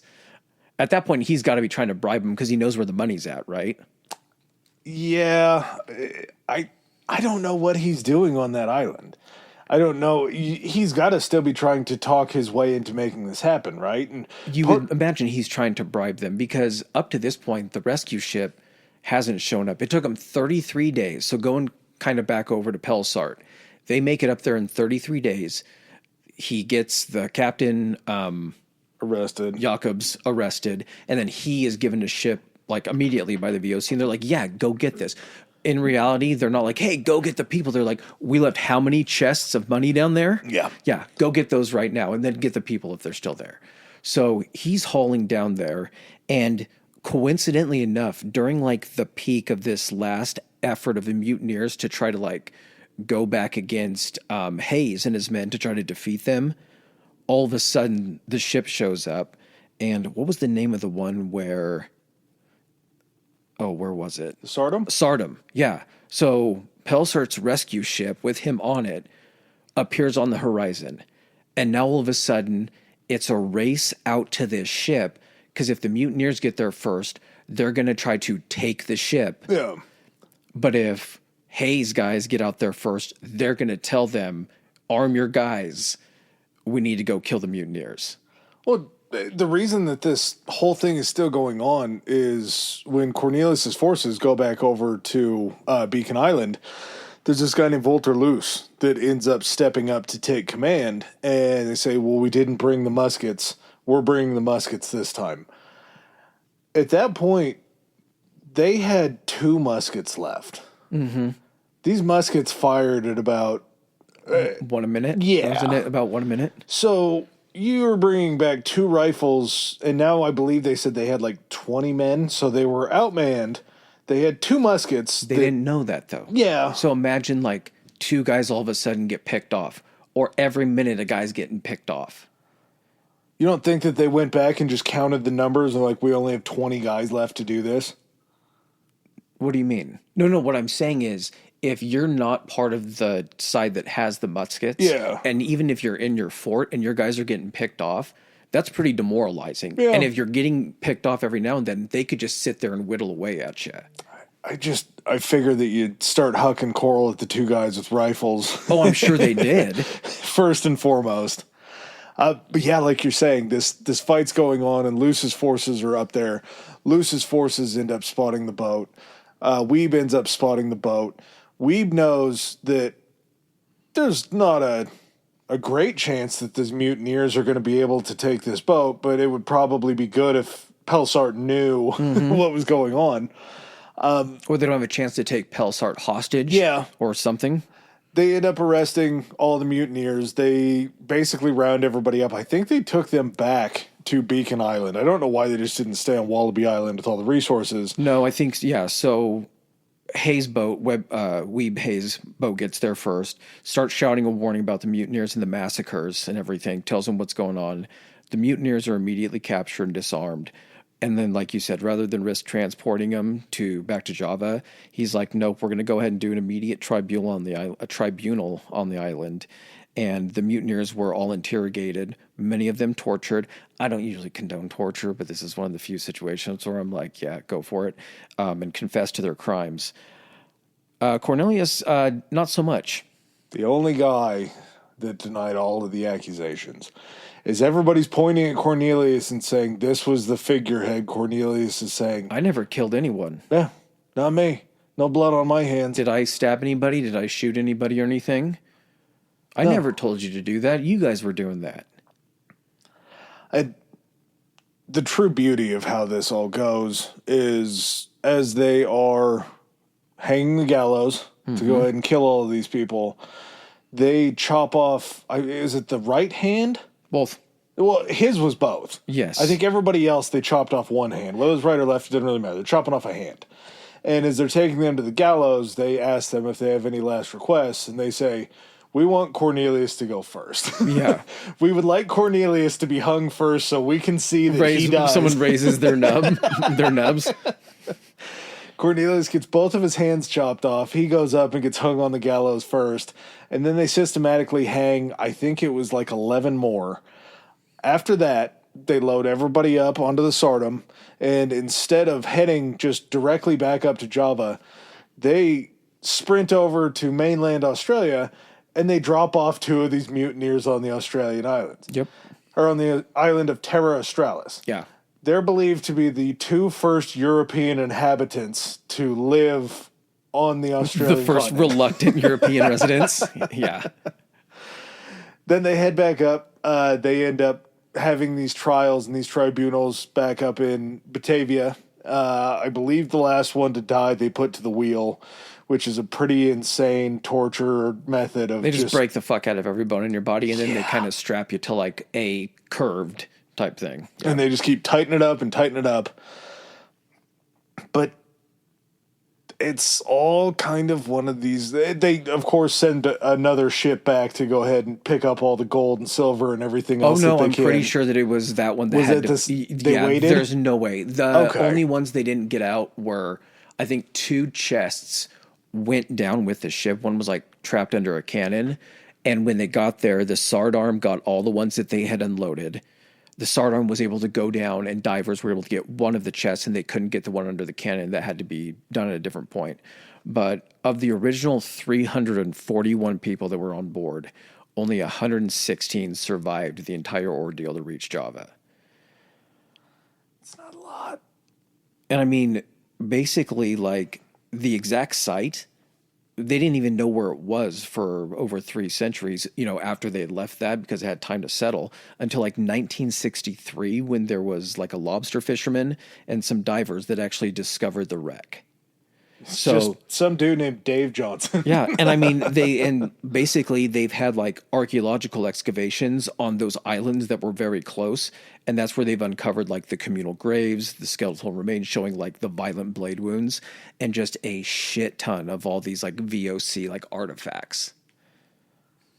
Sad artifacts. Yeah, but that's the instance of where you see like, yeah, somebody just trying to play, king or god or something like that over this little empire. But and it goes to show that not everybody can keep their brains going like Marguerite. Not everybody can just focus on surviving. You have somebody like Cornelius who's willing to take advantage of the situation to basically escape his previous life. But like it was about his survival, but his survival only. Yeah. But not only his survival, but his survival and like benefit, how he was going to like enrich himself or better himself out of this. His ticket out of the VOC. With no regard for how many people he killed to get it. All right. Before we jump into Selkirk, we want to take a bathroom break? Yep, let's do it. Shop the Sherwin-Williams Memorial Day sale and get 30% off paints and stains May 15th through the 28th. Whether you're refreshing your interior or exterior, we've got the colors to bring your vision to life. And with delivery, getting everything to your door is easier than ever. Shop online to have it delivered or visit your neighborhood Sherwin-Williams store. Click the banner to learn more. Retail sales only. Some exclusions apply. See store for details. Delivery available on qualifying orders.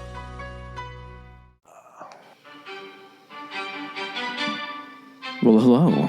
Listen, while we head to the restroom and get ourselves something to drink, why don't you do something nice for yourselves?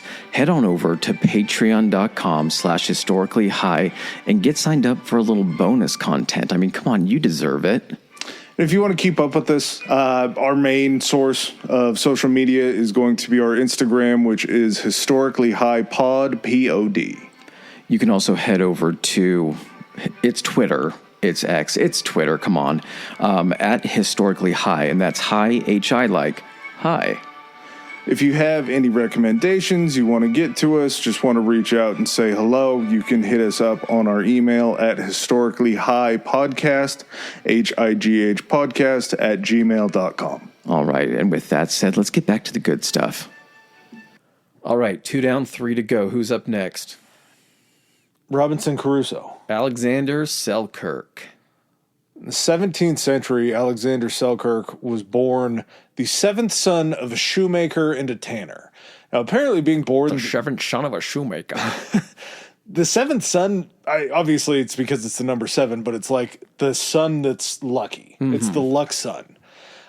He's born in Lower Lago, across the Firth of Forth in Scotland from Edinburgh. And his father wants him to join the business. Selkirk has absolutely zero desire to become a shoemaker and a tanner.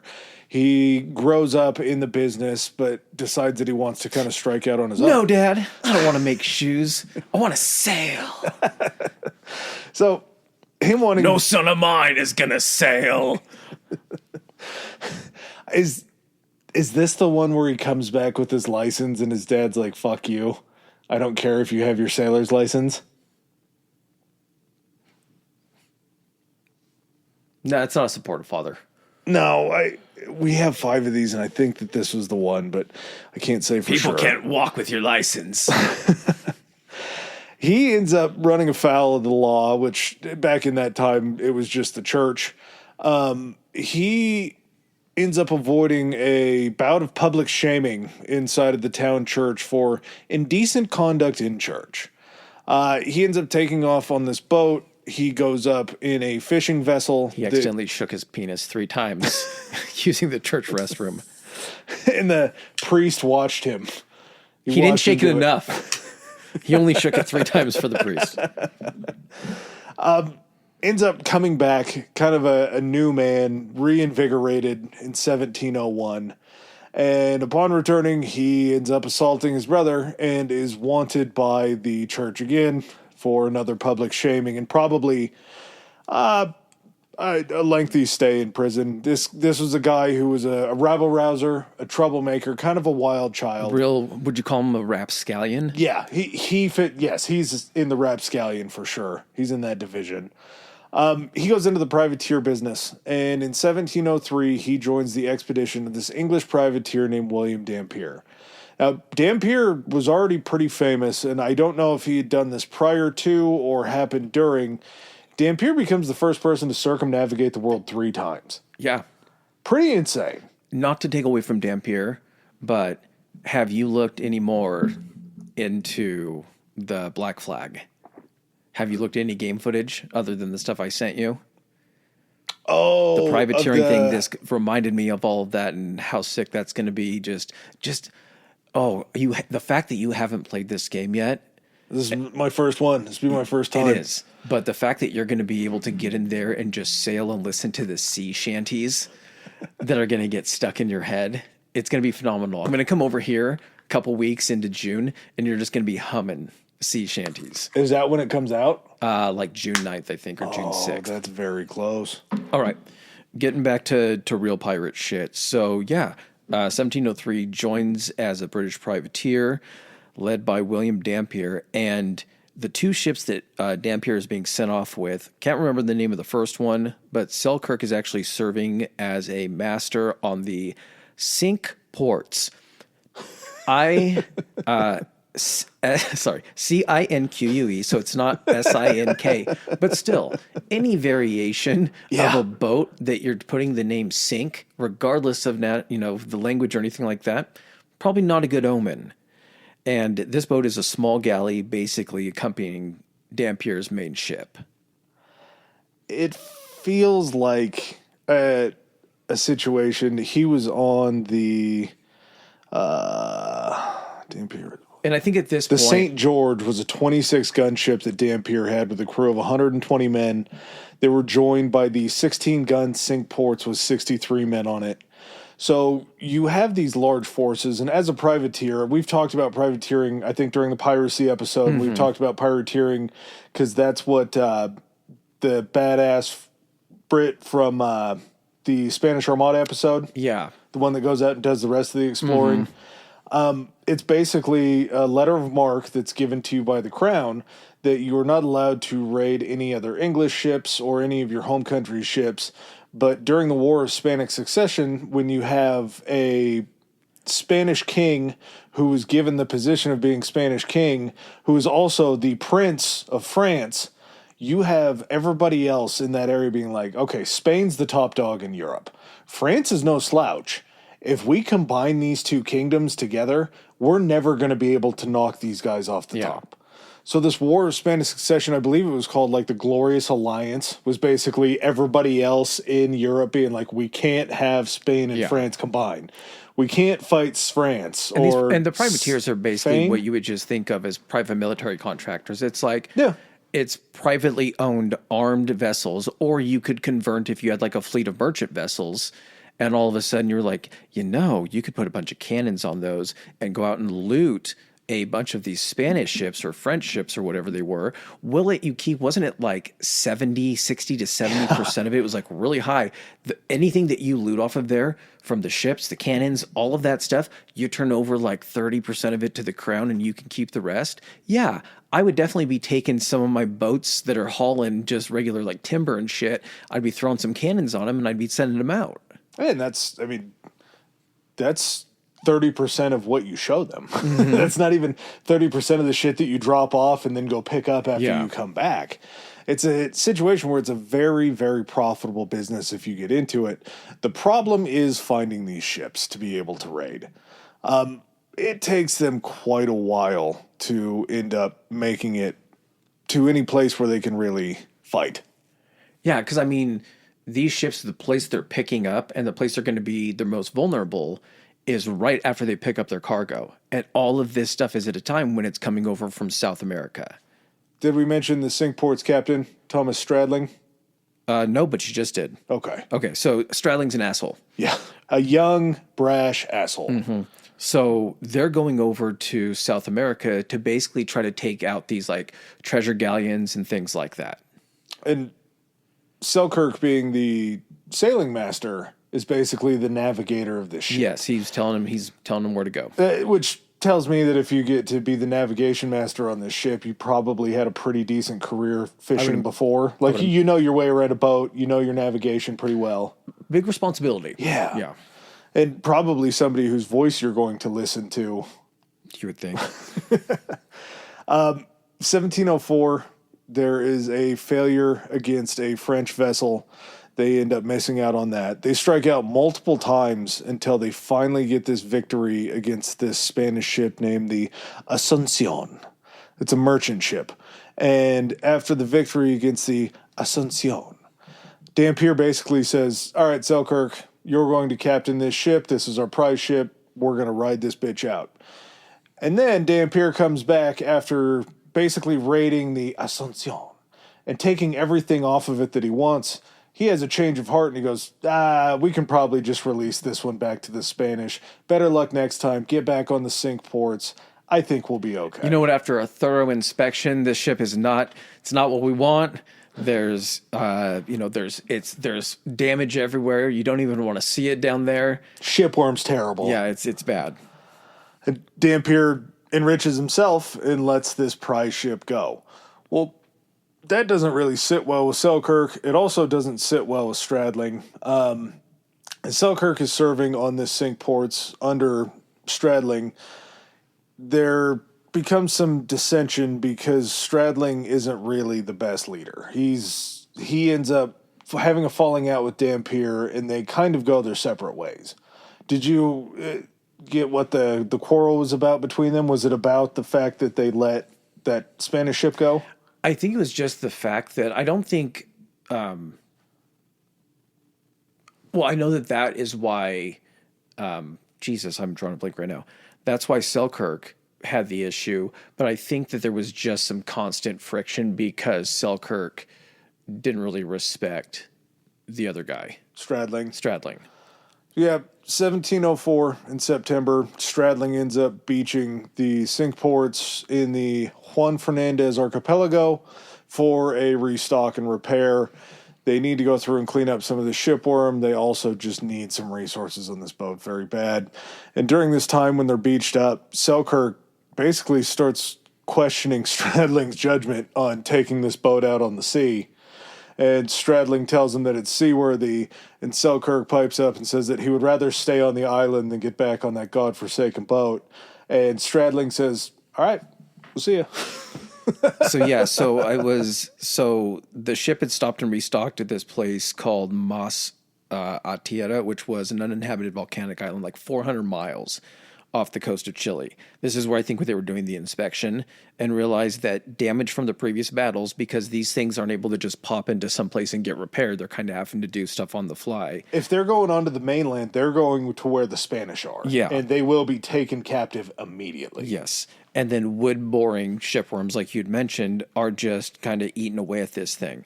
You realize it's compromised. He doesn't think it's seaworthy, and so he's arguing with Stradling. And basically, he's like, we need to spend more time here.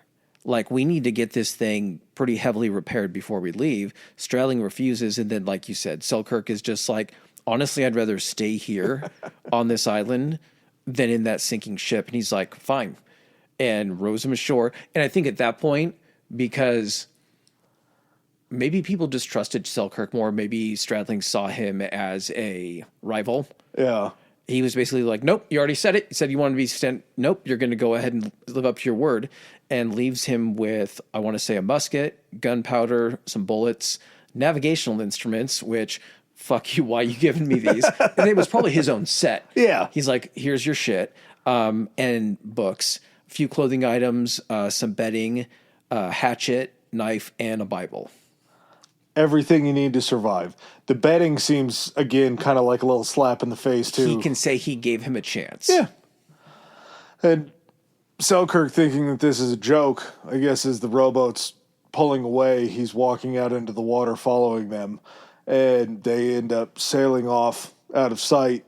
And Selkirk, I think, kind of has that Kevin McAllister moment when he realizes that the house is empty. I think he's sitting there. So after it goes there, he just stands in waist deep water or treading water, and then kind of finally gets back to shore and just turns and looks. And as it's sailing away, you just hear the laughter getting slower. It's like, ha, ha, ha, ha, ha.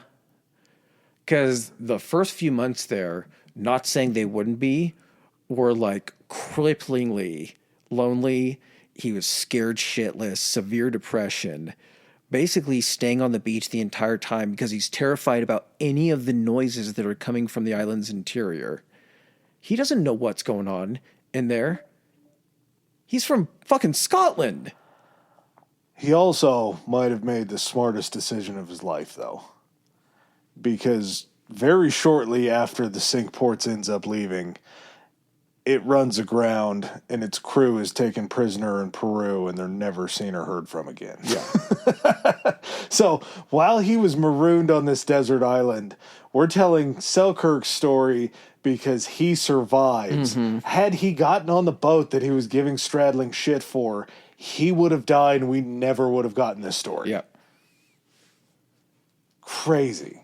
So he's chilling on the beach, surviving on like scraps of shellfish, fish, stuff like that. Can't stay on the beach forever though, right? Well, it depends on who your adversaries on the beach are. Well, I mean, at certain seasons, the beaches are going to be used much like Daytona Beach during spring break, things like that. At certain points during the year, beaches get taken over. And much like during spring break, sometimes they get taken over by orgies. Basically, an invasion of aggressive sea lions drive him off of the shore and into the interior of the islands because they're so aggressive and loud, just humping each other and fighting over humping each other and just, you know. Did you actually watch any mating videos to try to put yourself in the mind of Alexander Selkirk? I just imagine, not another movie reference, but did he have a Revenant type situation with one of the sea lions? Where he's sleeping and you just, one of them, you hear him coming through the brush a little bit or like coming through the sand. He's like, no. He feels a flipper come over his shoulder, making him the little spoon immediately. He's like, I'm going into the island. Fuck this. I'm not getting sexed up by a sea lion. This is not going to happen. But the fact that he's being chased around this secluded, lifeless island by horny sea lions is got to be like a cool. Now this is what's going on. As he's hunting for these feral goats and he's gathering these natural resources, not only is he being terrorized by the horny sea lions, but you have the rats that are on this island. Yes. That are keeping him up all night long. Any sort of supply or anything that he's able to get. Oh, there's fucking music too. I was going to try to get two sea lions fighting just to kind of put ourselves in the mindset. It would have to be a bunch of sea lions, though, because we're talking about an I mean, orgy. these are some big fights. This is mating but season. some are fighting, some are fucking. Yeah, okay, yeah. But when there's rats on the islands, the rats that get taken care of on the ships are taken care of when they throw cats on the ship. When they beach, these cats and rats both get on the ship, so now you have Get off the ship and onto the island. Get on the island. So he's finding these feral cats, and he begins kind of training them and feeding them and bringing them into this little world to where it says at one point he's trained these cats to do tricks, and he's dancing with the cats. He's reading the Bible to the cats. He's doing sermons to the cats. You have to go a little bit crazy, right? Mm-hmm. I mean, and this is a situation you'd mentioned earlier during the one about Marge. He gets to a point where he's actually thriving. Yeah. Because, I mean, he builds 2 huts from the pimento wood that was there, thatches them with long grass, has a hut for sleeping, another one's for, like, cooking and reading. I got an issue with pimento. Okay. The berries on a pimento tree are allspice. What are the pimento peppers and pimento cheese? I thought that's what he was getting. I thought he was getting little red flecks and pimento cheese, those pimento peppers. Okay. But they were just allspice berries. And apparently he was seasoning all of his meat with allspice and everything like that.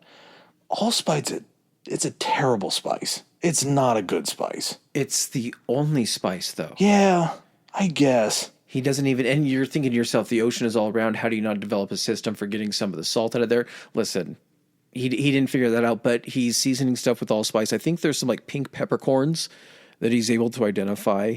But, you know, the island is populated by these feral goats that were left behind by like previous Spanish voyages and everything, that, you know, when they dropped off these animals on these islands, it was for this purpose, in case people got shipwrecked or they had to try to replenish or resupply. And basically starts out by using his musket to hunt them. Gunpowder runs out.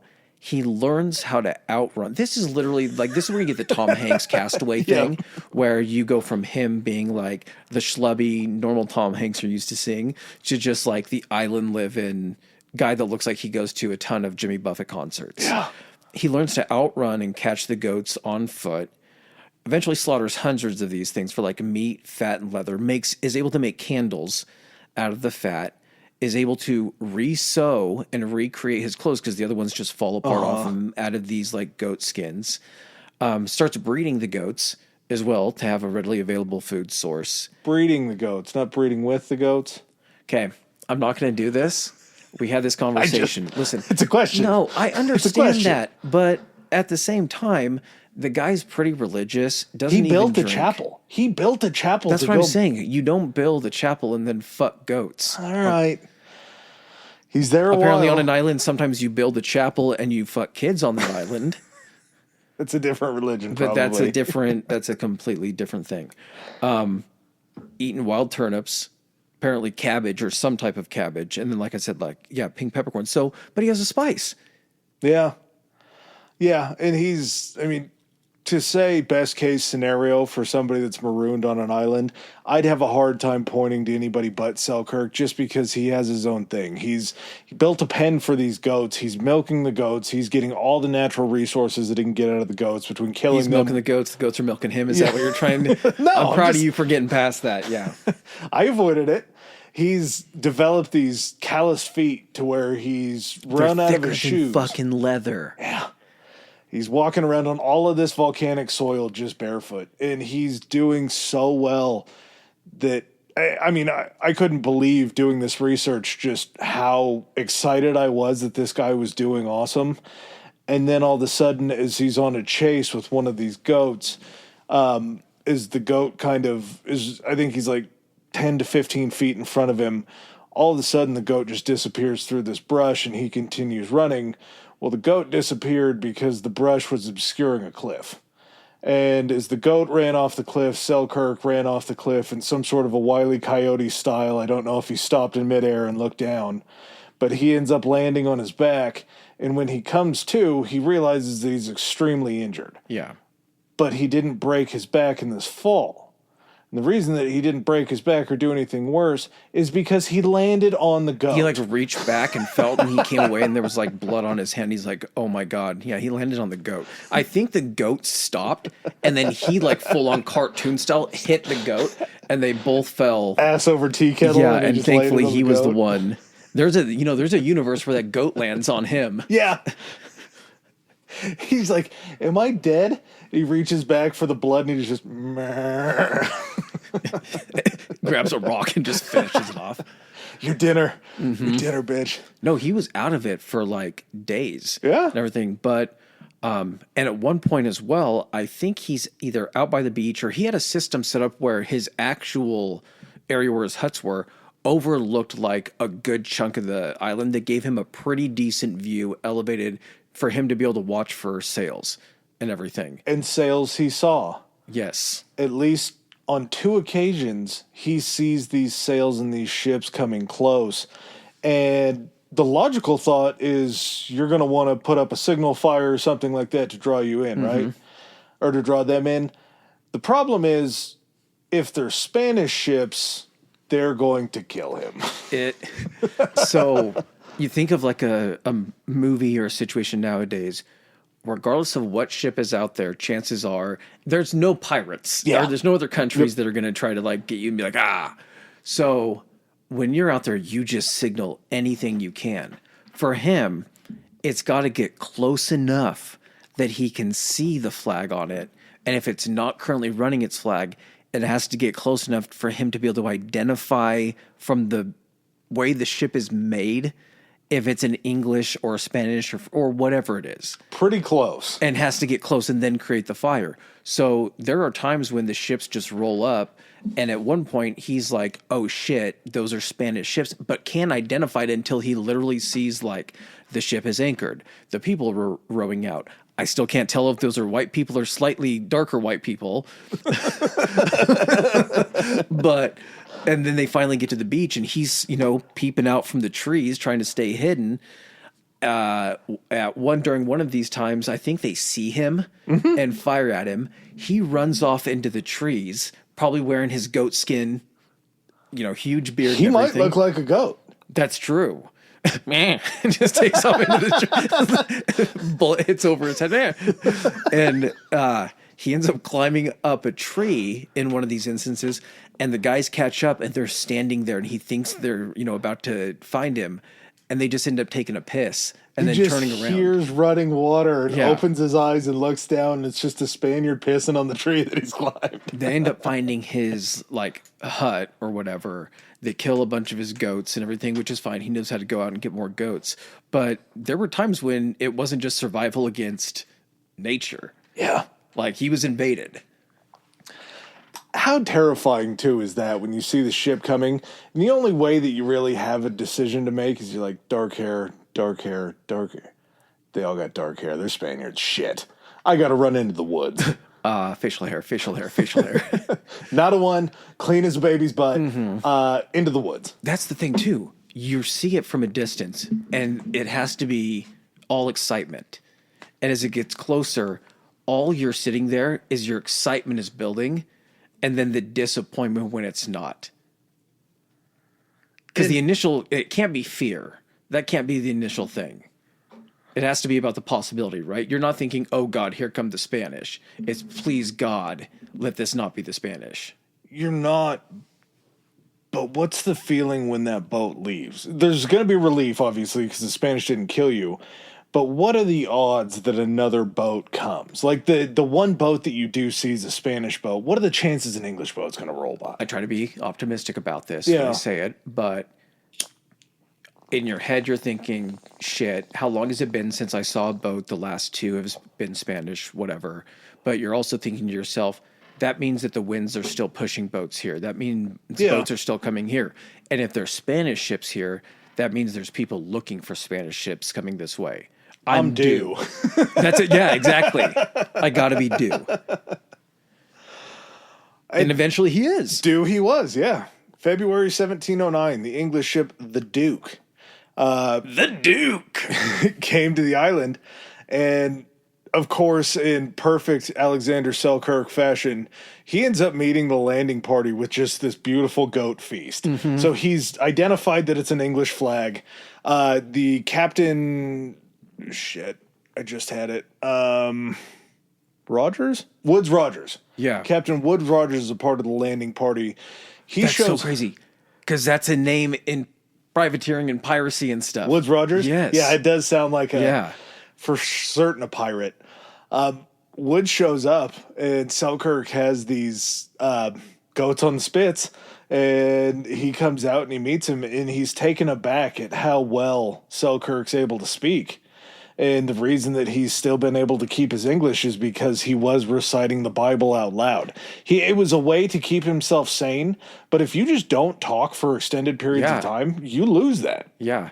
You're not ability. sure how words you're supposed to hear because you're not hearing yourselves. And then even when you do say them, if you said it wrong and it sounded right and you're like, fuck, is that how I pronounce that? And at the same time, he's reading out loud, but he's not communicating with people. So he's probably communicating in more of a biblical way, like language-wise. This guy's like, Jesus, did I come upon like...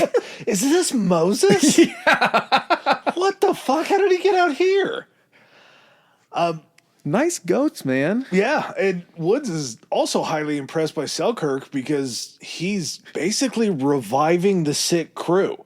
All this crew that is filled with scurvy and all these different sicknesses, they're coming on shore, and Selkirk has all of these herbs that he's giving them to bring them back to health. At the same time, so like as he's feeding these guys, and these guys have been on a boat eating salt pork, all this kind of stuff, they're just eating this goat, and he's like, do we need more goats?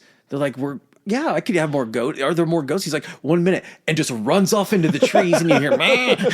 And all of a sudden he comes out with like 2 more goats, and like, is this dude? He's like jacked. Yeah. They were like, this guy is in better physical condition than like any of the sailors we've brought around. He's by no means like dying. There was one point they sent 2 sailors with him and a bulldog that they had to go out and hunt goats.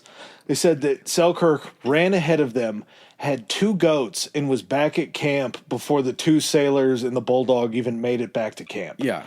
And they're sitting there eating at this table, feasting, and Selkirk's like, so tell me about your ship. I got marooned here because this guy left me on the ship. He came out with this dumb shit named Dampier that ended up robbing this Spanish ship that I was supposed to get, and then they just left. So we ditched Dampier because he was a piece of shit. Nobody wanted to be around him. And then Stradling left me here. I don't know what happened to Stradling. Dampier's a dumbass. And Woodes Rogers It's looks just at him. quiet for a second. Rogers is just sitting there halfway through a bite of that goat. He's just like, looks at him. He's like, ugh. I got bad news, man. I'm like the first mate, dude. Captain's still back on the boat. Oh, no. Woods was the captain. Dampier's the pilot. He's just the guy that's piloting the ship. You mean, okay, so like the helmsman. Yeah. Okay. So Dampier isn't leading the ship because Dampier had gone back down after this had happened. Dampier had enough time that he had gone back to England. He had gone down to Australia, had committed some horrific crimes to the sailors Oh, and on he got the like boats. demoted or something? Yeah. Okay. Then he goes back, and the only way that he can get on a ship is not by captaining it, but by pairing up with somebody who Dampier obviously had skills. Yeah. But Woodes Rogers is like, you can't, Captain. Nobody's going to work for you. You're going to work for me, but at the same time, I'm going to lean on you. So Woodes Rogers ends up telling Selkirk, let's go back to the boat. Let's have dinner on my boat, just kind of as a thank you for reviving my guys. Dampier is back there. And Selkirk goes, I'm not getting on a boat with Dampier. I like to imagine that he didn't tell him, that he waited till he got on the boat. And then as he's getting up onto the deck and he sees Dampier and he goes, oh, fuck this. No way. I haven't seen you in about 4 years. So I guess Dampier is just nothing but celebratory, talking about what a good hand he was on the boat before and just basically saying that this guy's a great guy, not knowing that Stradling had put him out there. I mean, that had to have been a shock for Dampier, totally had too. no idea Stradling. No, he had no idea Stradling did that. So it was just a shock to him to be able to see Selkirk again and be like, oh, shit. Well, and here's the thing, too. Guess he might what have had the happened to him? intention. Well, yeah. He might have had the intention of, he's like, listen, don't worry about it. The next ship that we take over, that they don't bribe me, totally yours. Yeah. And as they're leaving the island and Selkirk is self-admittedly crying as he's leaving his home for the last 4 years, Selkirk ends up being made the second mate on the Duke. Mm-hmm. So he immediately goes into a job, and you would think that the last thing that you would want to do is go do some more privateering. You'd want to go home, right? Just like you talked about before with the Batavia, you're out there to make money. There's no just turning around and going back because you find a castaway. Or maybe it was the beginning of the episode. You still have a job to do. 100%. You don't change. This is a nice little surprise, little feather in your cap that you get to bring back this guy and he gets to entertain or tell you guys stories. And in fact, this guy just happens to be super talented. So now he just adds to, your crew. Maybe I can turn him into a permanent guy.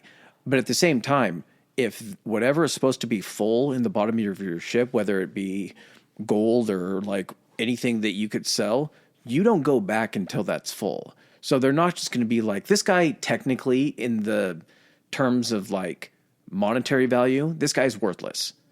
He might get you a few bucks for telling a story, but you have to do the job that you initially came out to do. So, and at this point, I think, Selkirk is just like, okay, I mean, yeah, we're getting home eventually. Yeah. Might as well go home with a little money in my pocket. Yeah. I'm not stranded on an island with nobody to talk to. Like, holy shit, I'm the second mate. All right, let's go.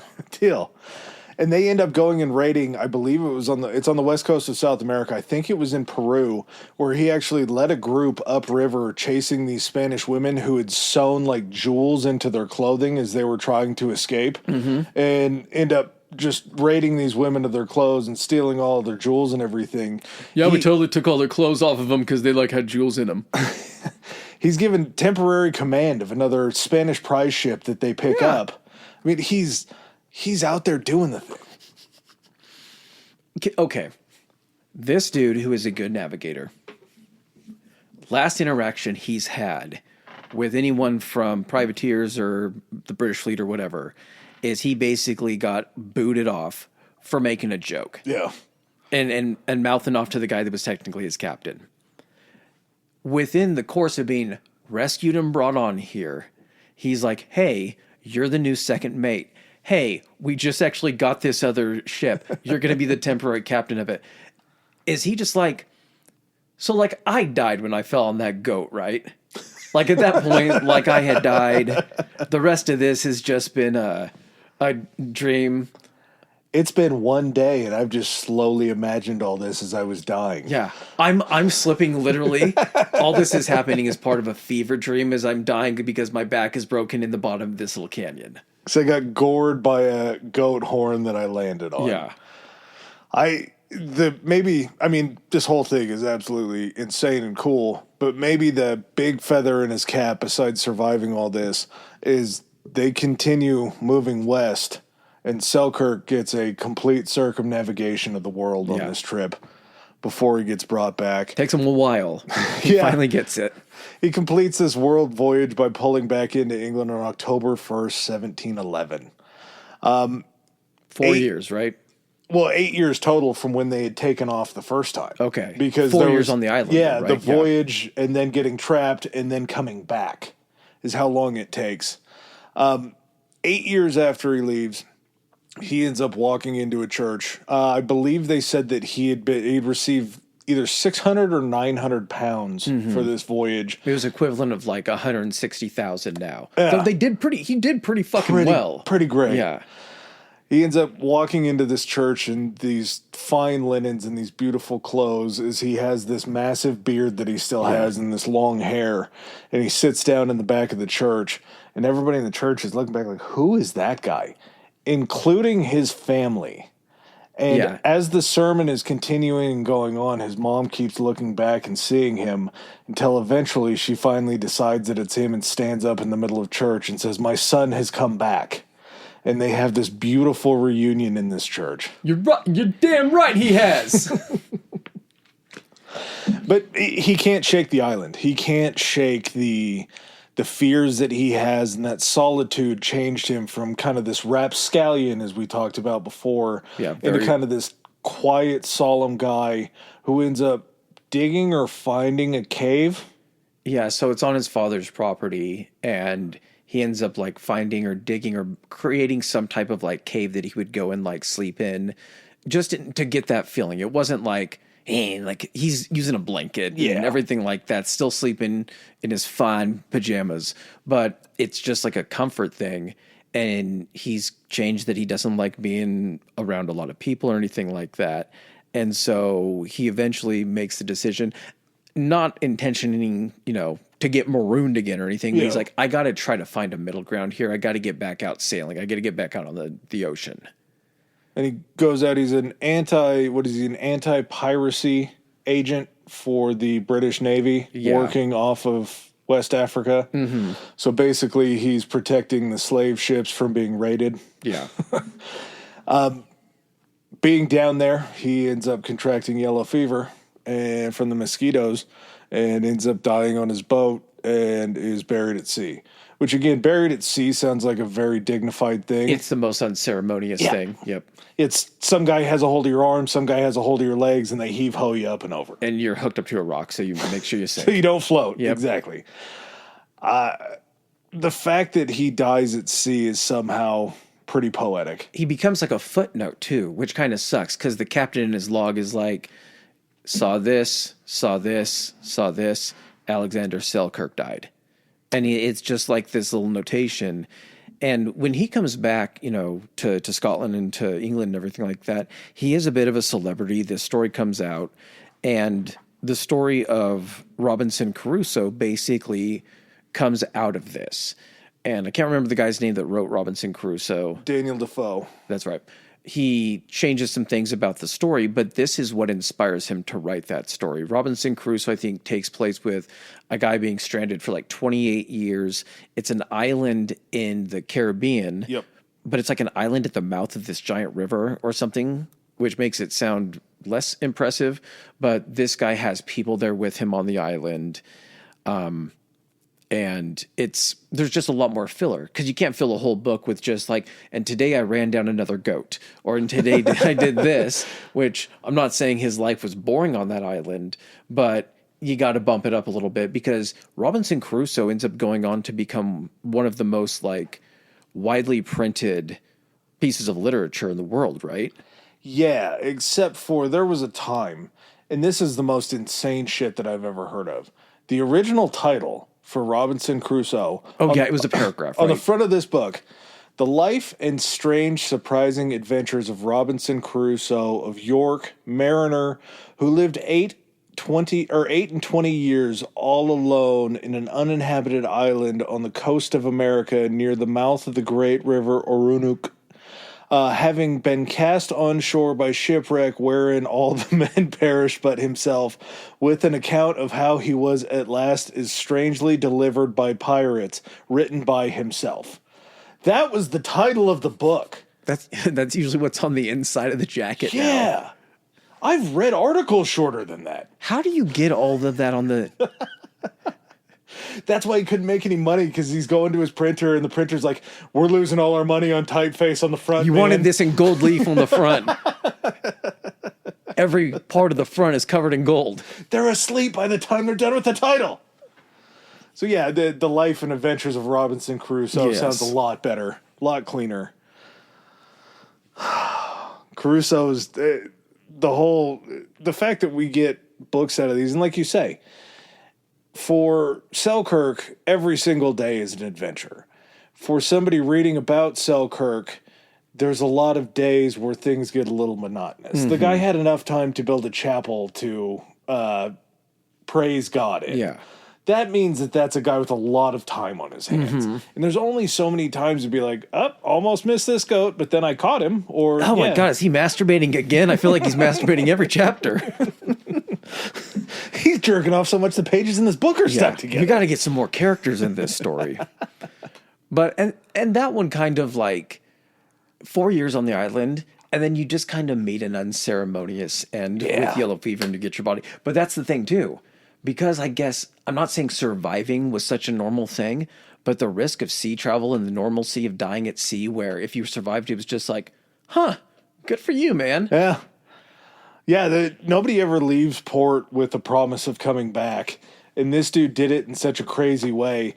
But at the end of the day, the guy that left port to go out on this voyage was just a regular dude. He didn't come back to any fanfare beyond a crazy story. Yeah. Somebody else who has a couple run-ins of kind of he has enough problems on a boat to where he ends up not being able to go back on a boat because nobody will trust him, is a man named George Pollard. And George Pollard was the captain of the Essex whaling ship. We're headed straight into Moby Dick, baby. Yeah. We're going full dick on this one. Unbelievable that this was a real story. When you texted me and you're like, did you know that Moby Dick was based on a true story? That was when we had to lock in on this episode. Yeah. We played around with the idea of, is there going to be enough? And then you said it. And as soon as you said it, I was like, well, yeah, if they did Moby Dick off of this, I think we're good. Yeah. You have a situation where are we on the boards? I am real high. August 12th, 1819. This Essex whaling ship departs from Nantucket. Now, out of all the stories that I've heard from Nantucket, this one might be more believable than the parable of the man from Nantucket. I know what you're referring I don't believe to. that one. This one sounds just as crazy. It was so long he could self-pleasure Yes. using his mouth. Yeah. I'm aware of that one. The Essex was 87 feet long, 26.7 meters. It displaced 238 tons. It had 5 whaling boats. That's a big boat. It's still considered small. Yeah. By whaling standards. And that came as a result of, there used to be, I guess, certain whales that you hunted, and they used to be smaller. This would have been great for those, but we're coming in at a time where the prime target are sperm whales. And I'm going to drop some whale facts here in just a second. But the Essex, we're talking about 1819. This is 40 years, almost 50 years from America not being independent. So, we have a full-on industry. Nantucket is huge into whaling. And we've established these routes where they're not whaling just off the coast in the Atlantic. These voyages, as we kind of alluded to at the beginning of the episode, was like a 2.5-year whaling trip. And that's not to go around the world. That's to go down the coast of South America, try to fill up as many barrels as you can, and then turn around and get back to Nantucket as quickly as possible. So, first-time captain of the Essex during this, the Essex itself was an established ship, but first-time captain is a guy named George Pollard Jr., who's 29 years old at the time. Too young. Yes. And his first mate was, again, serving in the first mate role, I think, for the first time, maybe the second time, was a guy named Owen Chase, and he was 23. So, two guys in charge, 28 or 29 and then 23. It had a crew of 21, which doesn't sound like a lot when we had just talked about the Batavia having 341 passengers and everything. A crew of 21 is basically there. You're doing every single job. You're sailing and you're whaling. You're running dual roles. You're playing Iron Man football. I am still surprised, though, that you're sending 21 men out to try to harpoon whales. That doesn't seem like enough, right? Okay, so this is how they would do it, because I got a bunch of whaling facts that I'm going to do. I And also know- figured out why they're called sperm whales, and it's almost as gross as I thought. Yeah, so we can go ahead and do that. So the reason they're called sperm whales is it becomes super highly sought after, but inside a cavity within its head is this stuff called spermaceti. And basically spermaceti is a oil or grease that is like so pure that they didn't even need to it required no boiling and hardened into this like valuable odorless wax that was used for high-end candles that apparently didn't leave like a ton of residue and stuff like that. Didn't put off the smell of beef tallow or whatever animal fat that you had rendered those lesser quality candles out of. So, Well, and we're so nuts deep into the Industrial Revolution, and we aren't drilling for oil. There's no crude oil that's coming out of the world that we're using. So the oil that's being used in all of this machinery to petroleum products are not a thing. You are going out, you're getting a whale, you're harpooning it, you're bringing it back onto the ship, you are cutting all of the fat off, you're rendering the fat down to get this oil that's then put into barrels, that's then taken back and given to factories, like I say, to oil cogs in a machine. Yeah. Like, that's how important the whaling industry is to the Industrial Revolution, that you have to have a lubricant. And the only way that you can get a quality lubricant is to go out and kill a giant mammal and then boil him down. And these sperm whales are massive. So they're a great haul. They're said that sperm whale oil is like the purest of the oil or something like that. And it was also due to the amount as well. So the capacity of the Essex itself was between 1,200 and 1,400 barrels of whale oil. Now, you could get an average of 35 to 45 barrels per whale. That was just based on the average size of the whales. So much. Some of the large bull whales, you could get somewhere upwards of 100 barrels. Now, barrels held 31.5 gallons. So the average whale provided 1,100 to 1,400 gallons of oil. That's the average whale. That's how much they were able to get out here. Now, once the whale was killed by the smaller whale boats, so you would have, the ship would basically just anchor, or you'd have 2 or 3 guys stay on the ship, and they would take out the whale boats that had rowers, a steering guy, and then also the guy that was going to be the harpooner, and you would basically just... Harpooner's an awesome title. That's what it was. So you'd have the I was pooner. thinking harpoonist, but a pooner's better. So you'd basically have these guys on the front of these ships that were going to poon these whales when they were like running. And as they did, they had a recess in the front of the boat where it would hold the rope steady, and the whale would literally just drag these boats, and they would tire them out, and they would continue to try to hit them with more of these harpoons to open up cuts to bleed them out and everything. Or the whale dives. And when the whale dives, it drags the boat down into the depths if they can't get the rope cut fast enough. Yeah. So that's the deal, is they called it a Nantucket sleigh ride when they were being dragged behind the whales. You're literally being dragged however fast, because you're not going to slow it down. It's the blood loss. Yeah. And then they drag you out onto the horizon. And then eventually how it would happen is if you were taking off in a certain direction, the 3 guys on the boat would be like, we got to start ourselves out in that direction to catch up to them. You would drag the boat, or you would drag the whale, or the boat would come to you.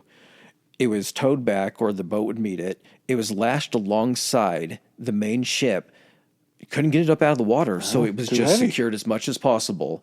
And sailors would stand on like a temporary wooden stage that was suspended over the carcass. Now, you would also have a bleeding whale, and sharks would be biting at the outside of this whale while it was next to it.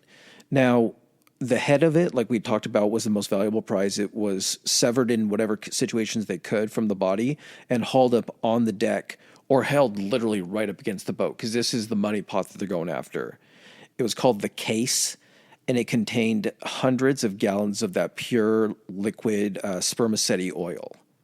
They would literally just lower buckets into the head and scoop it out. Unbelievable. Now, once it got to the point where they couldn't scoop, people would be standing waist deep in the cavities in these heads. Guys would have to go through the hole and go down. The blowhole? No, a hole cut in the top of it.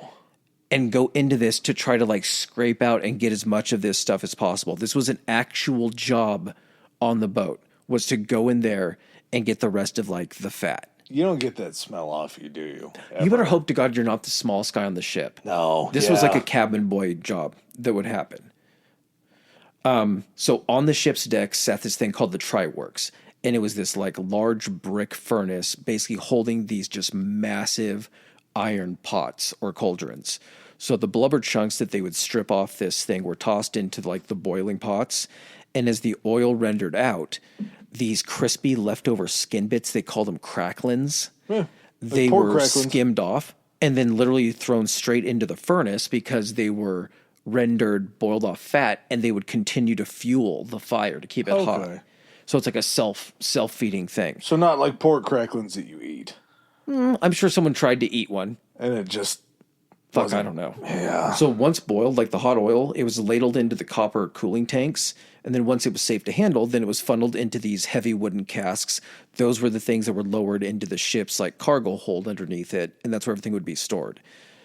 And then after each of these things, you would hope you could get a couple at the same time, because after every single one of these, the crew had to spend the next few days scrubbing the ship with lye and seawater to remove that slick, like putrid grease that got left over everything, because you're doing this as quickly as possible. Well, and there's just boiling pots that are probably spraying hot. Depending on if it's calm water or anything like that. Can you imagine trying to do this when there was a storm? Could you imagine getting a vat of boiling hot whale fat splashed on you? They said it was super dangerous because the whale weighs so much that if it was pulling taut on these ropes and broke it or anything like that, or a situation where someone was inside the cavity and it busted loose, and because it would sink, you'd get taken down with it. That, I think, is maybe the biggest factor when you talk about how small the Essex was. It says an adult male can typically weigh between 35 to 50 tons, which is gigantic. Mm-hmm. A female, 14 to 18 tons. So you're looking at, 45,000 kilos, 50 tons, you're looking at 10,000 pounds or 100,000 pounds? Sure. But it's 50 all muscle. times 2,000? But it's all muscle. They're shaped like sperm whales are shaped like freaking torpedoes. And they're just, and they're completely, they're perfectly tailored to be in the water. They're meant to survive like deep ocean depths. They are, but when you strap them to the side of the boat. Correct. And they're not getting huge ones. That's why I was saying kind of the average and everything. So there's the whaling facts. So getting back to the actual Essex itself, 2 days into the voyage, not a great omen, but a severe storm hits the ship and gets it when it's kind of stuck in the Gulf Stream. Storm nearly capsizes the vessel, destroys 2 of their whale boats, and damages another. They're only 2 days out. You would think at that point you would just say, hey, this sucks. We're going to lose some days, but let's go back to Nantucket where we can get professional repairs done, and then we can head back out after that. They're like, no, you know what? Screw it. We're not heading back in. We're not, they're going to think maybe it was my fault that we sailed into that storm. So basically refusing to return to Nantucket for repairs, Pollard ends up going to the Azores, because I guess to get down to where they were going, you have to sail east a little bit. You probably want to hit like a Gulf Stream or something like that. Yeah, and then once you hit east, you go further down, and then you start working your way further south. So they find a boat with some old spares in the Azores that, just having the storm and everything, they were like, this isn't a great omen, right? I mean, we already got pretty tossed around 2 days into this thing. Before we get further along, hand up here. I don't feel a bit bad for these guys. I can get this out now.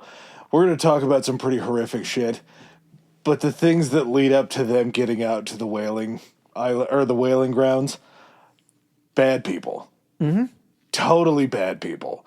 The storm could have saved some whales' lives, and it could have saved a lot of people's grief. Yeah. Had they turned around and gone to Nantucket, we wouldn't have gotten Moby Dick, probably. I mean, it still would have probably come out in some way. I don't know. But it's just wild to think that one storm could have stopped this whole entire, like, literary thing that everybody studies in high school. Well, I mean, again, you had mentioned it. 2.5 years is what this is supposed to take. So they spend over a year hunting across the Atlantic and around Cape Horn, but they're not hitting whales because, again, this is during a time of, like you're saying, the Industrial Revolution. Whaling is huge because it's fueling this entire industry as far as the oil goes, and for lanterns, things like that. They're just, if you don't have to go far for the whales, you're not going any further than you have to. Well, so you're just constantly pushing them further and further and further away as this industry continues to operate, to the point where, around Cape Horn, they're not finding very many whales. So Pollard basically picks up a tip. I want to say they hear about the offshore grounds through a chance encounter with another Nantucket whale ship called the Aurora in May of 1820. And they're well short of what they need to even return to Nantucket as far as like the amount of oil they've gotten. So Pollard is like, you know what? If that's where the whales are, that's where we're going to have to go. And it's supposed to be this newly discovered, highly remote whaling area in the South Pacific. So now not only have they gone around Cape Horn, now they're going out into just the open Pacific at that point. They're in another ocean at this point. Yeah. It's wild to me to think that whaling had been going on for so long at this point, that the reason Nantucket was so popular and so famous, you could just drive your boat directly out from Nantucket and be in the whaling grounds. Mm-hmm. But they depleted that so much that then they're like, okay, well, we got to move south a little bit more. But those people had been whaling there, so they're like, okay, we got to move south a little bit more. So they hopped their way down the Atlantic because they had whaled their asses completely into another ocean. Uh-huh. They had fucked the Atlantic out of so many whales that they were like, new ocean, who dis? You got whales? Hey, whales, you up? Yeah, dude, wild. So after they're around Cape Horn, like you were talking about, the competition is just, there are whales off of the coast of Peru, but there's 10 whaling boats for every 2 no whales. No one's going further than they have to. Yeah. Within 2 months after they had rounded Cape Horn and ended up in Peru, they had only had about 450 barrels of whale oil. So not enough to call this a successful voyage at all. With that average, you're maybe talking 20 max whales. Yeah. Yeah. Which is still a lot, but yes. Yeah. It's undoubtedly a lot, but it's just not enough. So May 1820, like you were talking about, they're at 1,000 miles off the coast. By October 8th, 1820, they have to make a stop at Espanola Island in the Galapagos Islands to resupply and to catch some sea tortoises. Now, disgusting, tortoise to me doesn't look like it would taste good, but apparently these were very good to keep on ships because they would go out and catch them, and then they could stack them shell on top of shell in the hull. And these things were so slow and so used to living on so much or so little that they said that they could survive up to a year in the hull of the ship stacked up. It was just a food source that would continue living. They would keep them alive. Yes. They thought that these were like immortal creatures that didn't need sustenance. And they just ate so infrequently. And maybe they figured, we'll give them a little bit of water because everything needs water. Yeah. But they would just be able to have a constant weird walking around food stores. Sometimes they would just bring them up on deck and there would be like Murphy and Stella just hanging out on deck. And those would be the deck tortoises. They stacked up 300 of these giant sea tortoises. Which is crazy. The ship, like, tortoises. you just stack up. You got so much room. You're just stacked. You go below deck, and it's just fucking tortoises. Well, and there's 300 eyes that stare at you when you come walking down the stairs. That's not going to creep you out at all. But, I mean, I guess these things are heavy. They're a great source of food. Again, so sad. They end up moving on to Charles Island to go out hunting some birds and some other things that are on this island. And one of the crew members thought that it would be funny, just a nice little gag to light a fire to end up scaring some of the other guys on the island. Fire gets out of control, as fires Dry season. tend to do. And everybody abandons the island and goes back out onto the ship and watches the entirety of Charles Island go up in flames. These guys were more than likely the arbiter of distinction or extinction for all of the species that had lived on Charles Island. Yeah. All because of a fun little gag joke of lighting a fire while you're out hunting. Fucked up. I know. And stupid. So the choice to sail to the offshore grounds ends up placing the Essex in kind of one of the most like remote corners of the planet. What was the distance west of South America that they reached? Because I saw a few figures. They went off 1,000 miles from Peru to the Galapagos, and then they went 1,000 miles west of the Galapagos. Okay, so they're about 2,000 miles west of South America. On the morning of November 20th, 1820, the Essex was positioned just kind of south of the equator in the offshore grounds. The weather was clear, sea was calm, and the crew spotted a large pod of sperm whales in the distance. Yep, that's exactly. You're looking for either the tails, the flukes, or the spouts from them coming up and spraying mist up into the air when they're breathing. So George Pollard and the second mate, whose name was Matthew Joy, lowered their whaleboats to pursue the pod. At that point, I think the Essex would have been under the command of Owen Chase at that point because there were so many whales. Chase also lowered his boat to go chase them. But this left them in a situation where they were supposed to have a certain amount of people in the whaleboats and a certain amount of people back on the ship. They had lost one guy when they had stopped at one of the islands, either one of the islands or one of the cities on the coast of Peru before they came completely off the mainland. But now they only had 20 guys, so they could only leave 2 left on the ship. Because you had to have like 4 rowers, a guy to steer, and a guy to harpoon or something like that. It still doesn't seem like enough, but I guess if you're just getting drug, it's not like it's, or dragged. But that's also counting on your guys like not dying. It doesn't seem very smart when you don't have at least a few backups, right? Yeah, you'd want some guys back on the ship. So Chase lowers his boat too, ends up going out harpooning a whale, but the creature ends up the whale ends up hitting it with its tail and smashes a hole in the boat. Now, these things are light. They're meant to be raised and lowered and everything and just meant to be dragged by these whales on these sleigh rides. But, I mean, they're pretty easy to damage. Yeah. And so he has to end up cutting the line, going back to the Essex, and he has to have them get the ship or the boat back up on deck where he can get the thing turned over and start trying to repair it. So while this is happening, this huge male bull sperm whale, they estimated about 85 feet long, weighing roughly about 80 tons based on the size, surfaces near the ship. And it's just kind of laying there, which this has to be creepy as fuck. Yeah. Because there is somebody that's keeping an eye out on the ship itself. And it's for someone saying, hey, guys, and you see this enormous sperm whale just kind of like laying on the surface for a few minutes, pointing right at you like it's getting ready to T-bone you. This is the T-Rex eye in Jurassic Park. But I mean, what it's doing, it from what it sounds like, and they've kind of speculated what might have like attracted it, is like the hammering and the vibrations from him repairing the boat. No, this is nature being like, you've chased us all the way into the Pacific. No fucking further. But the thing is on the surface where you can see it, stopped to get your attention and pointed straight at your ship.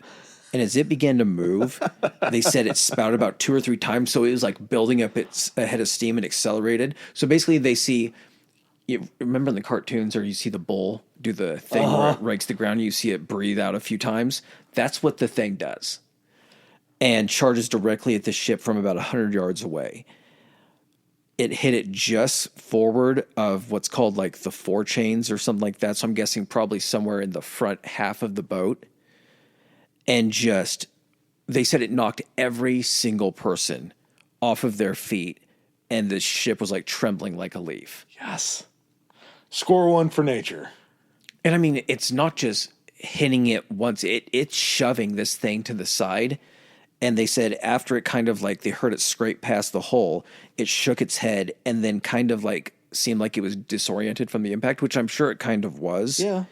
And just kind of drifted like a short distance away and kind of laid a little bit like still or like paralyzed on the surface for a couple minutes.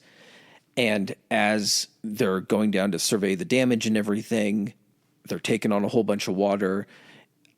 There's a pretty big sizable break in the hull of this thing. Chase is there. He's ordering the pumps to get started and everything. He ends up coming back out and the ship is already kind of like starting to settle by the bow. So the whale is still kind of sitting out a little bit of ways. They said it swam roughly about a quarter of a mile ahead of the ship, just kind of like in a dazed pattern, and then literally just turned around and faced right at the ship. And this comes from Chase because he ends up, spoiler alert, he ends up surviving. He states that this thing started beating the water with its tail, like slapping it a few times, and just charged the boat. Said it moved at double the previous speed that it hit it. And when it struck the ship, it caught it right in the bow, kind of like right at the waterline or below, and completely just caved in the bow of the ship. They said, you can't tell me that that's being attracted by hammers and poundings. No. That's pure animal aggression. That's retribution for so many of its whale cousins and whale brothers and sisters that have been lost. Whales are insanely smart. Yeah. You're not going to tell me that this is either the male in this entire herd based on its size. I don't think it's going to have any other challengers.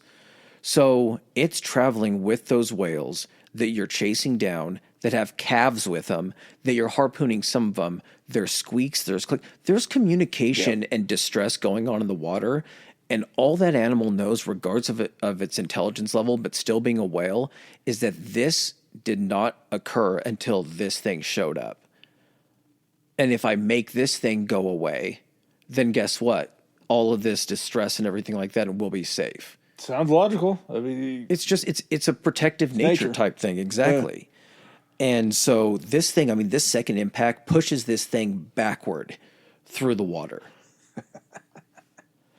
I think they said within 10 minutes of the second strike, the thing had rolled over onto what they call its beam's end, enough to where when Pollard looked back from his whaleboat that was miles away, saw the sails basically disappear from the horizon. And as soon as that happened, him and the other boat cut their lines and hauled ass back to where the Essex was basically sitting there, almost capsized in the water. They said that over the next 2 days, they just spent trying to salvage what they could. They had, broken through the hull of the ship, or broken through the whatever was still sitting on top. I don't know what part of the boat it was. Yeah, he shows up. He said his first words to Chase were, "My God, Mr. Chase, what's the matter?" And Chase replied, "We've been stove by a whale." So I think stove is where the front of it gets caved in or something like that. But I mean, like you said, to upright the ship even slightly, they had to use axes. They chopped down the masts so it stopped putting so much weight dragging over to the side. They said stripped of that, like the sails that were kind of like in all the rigging, the hull kind of righted itself to about a 45-degree angle, bringing it like partially out of the water to where then they could try to like access down below and start pulling supplies off of it.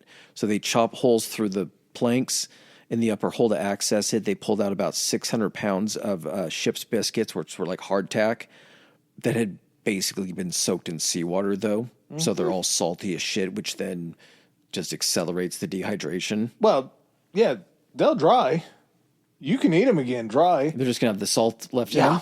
They're going to be flavorful. You just got an extra salted Ritz that you're about to eat in a situation where fresh water is not readily available. Oh, no, they retrieved they're set on that. They got like 65 gallons of fresh water. And they were also able to get 2 Galapagos tortoises that had been kept up on the deck. It's a shame that the Galapagos tortoises didn't take the cue from the whale and see one of those guys crawl down into the hole and it's just a Galapagos chomping at whoever's trying to get a hold of it. Or they finally just eat the sides out of the ship and it starts taking on water. You just see a tortoise head pop out of the side and look around like, oh, fuck, we're out. We're free. They use like scrap lumber from the Essex to build up the sides of they call them the gun walls of like the whale boats by about 6 to 12 inches. To basically just prevent like any type of waves from splashing inside and swamping them. These are not things that are meant to be out on the open water. They're meant to go out a little bit from the ship, do the whaling stuff, and then come back. Well, in the rowboats. Yeah. You're not going to row yourself 2,000 miles back. Oh, no. You're not rowing your boat out of this situation. You need sails. They end up constructing masts on these boats and then cutting parts of the big sail on the Essex to create something to carry them a little bit further. Once you get settled, once you get enough provisions or what you think is enough provisions before the boat ultimately ends up capsizing, you need a plan. You need somewhere to go because you're not just going to live out your days on these boats. And you have a little bit of navigational understanding, but you're 2,000 miles off the coast of South America. There is a chain of islands called the Marquesas Islands that are about 1,200 miles away. You have about 2,000-mile ride to the Society Islands. And depending on which way you want to go, you're probably thinking about going to one of the sets of islands because it could be the most easily navigable ways, right?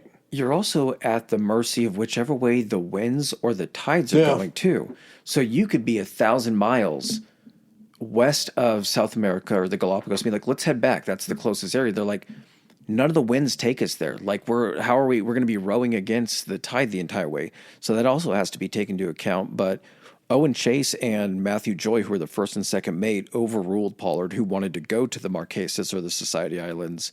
They overruled him, basically fearing that the islands were inhabited by cannibals. So they chose to sail 3,000 miles south and east towards South America. Because, again, they're up by, just south of the equator. And basically that completely just hosed them because it forced them to sail against the prevailing winds and the currents. Well, what they were hoping to do was if they could go 1,500 miles south, they could be picked up and basically ride the winds into Chile or Peru. But the fact that they didn't know enough about the area, and maybe that was it. Maybe this new hunting ground was so far out that they didn't quite have an understanding. Yeah, I mean, you could have had... Honestly, you could have had 2 dozen voyages out to that area, and everyone is still coming back with new information about stuff. At that time, when they say, oh, well, the Marquesas Islands and the Society Islands are both filled with cannibals, we can't go there, couldn't have been further from the truth. Yeah. Both of these islands had been accepting any voyagers friendly every single time. Nobody was going to eat them. This might be the most ironic part of the story, is the 2 islands that could have saved probably everybody on these ships were both abandoned to go try on this weird path to try to hit Chile or Peru. And what's crazy too is the reason these islands probably end up getting the reputation for having cannibals, no one ever returns from these islands. They're so fucking nice and the people are so great that nobody wants to leave the island. Well, crazily enough, too, where they were, if they were going to try to hit Peru, it was going to take them right by that Fernandez chain that Alexander Selkirk's island was. Oh, really? Yeah, they could have floated into Selkirk's island, but they bypassed it because they just didn't know it was there. So they could have had like a Robinson Crusoe Part 2. That would have been nuts had that like occurred on the same island. Yeah, they hit it, yeah. Okay, so the Essex is done for, obviously. So they have to divide up into 3 different lifeboats, or not they're lifeboats apparently. At this time they have been converted to lifeboats. Cease to be whaling vessels. Yes. There will be a much smaller amount of whaling being done at this point. George Pollard ends up commanding the first boat. His crew includes the cabin boy, William Bond, and 5 other seamen. Owen Chase commands the second boat. His crew includes Benjamin Lawrence, who's one of the boat steers, and 4 seamen. I was waiting for you on that one. And then Matthew Joy, who's the second mate, commands the third boat. His crew includes Thomas Chappell, who's another boat steer, and 5 other seamen. So it's going to be a lot. There's going to be a lot of semen swallowed on this voyage. By the sea.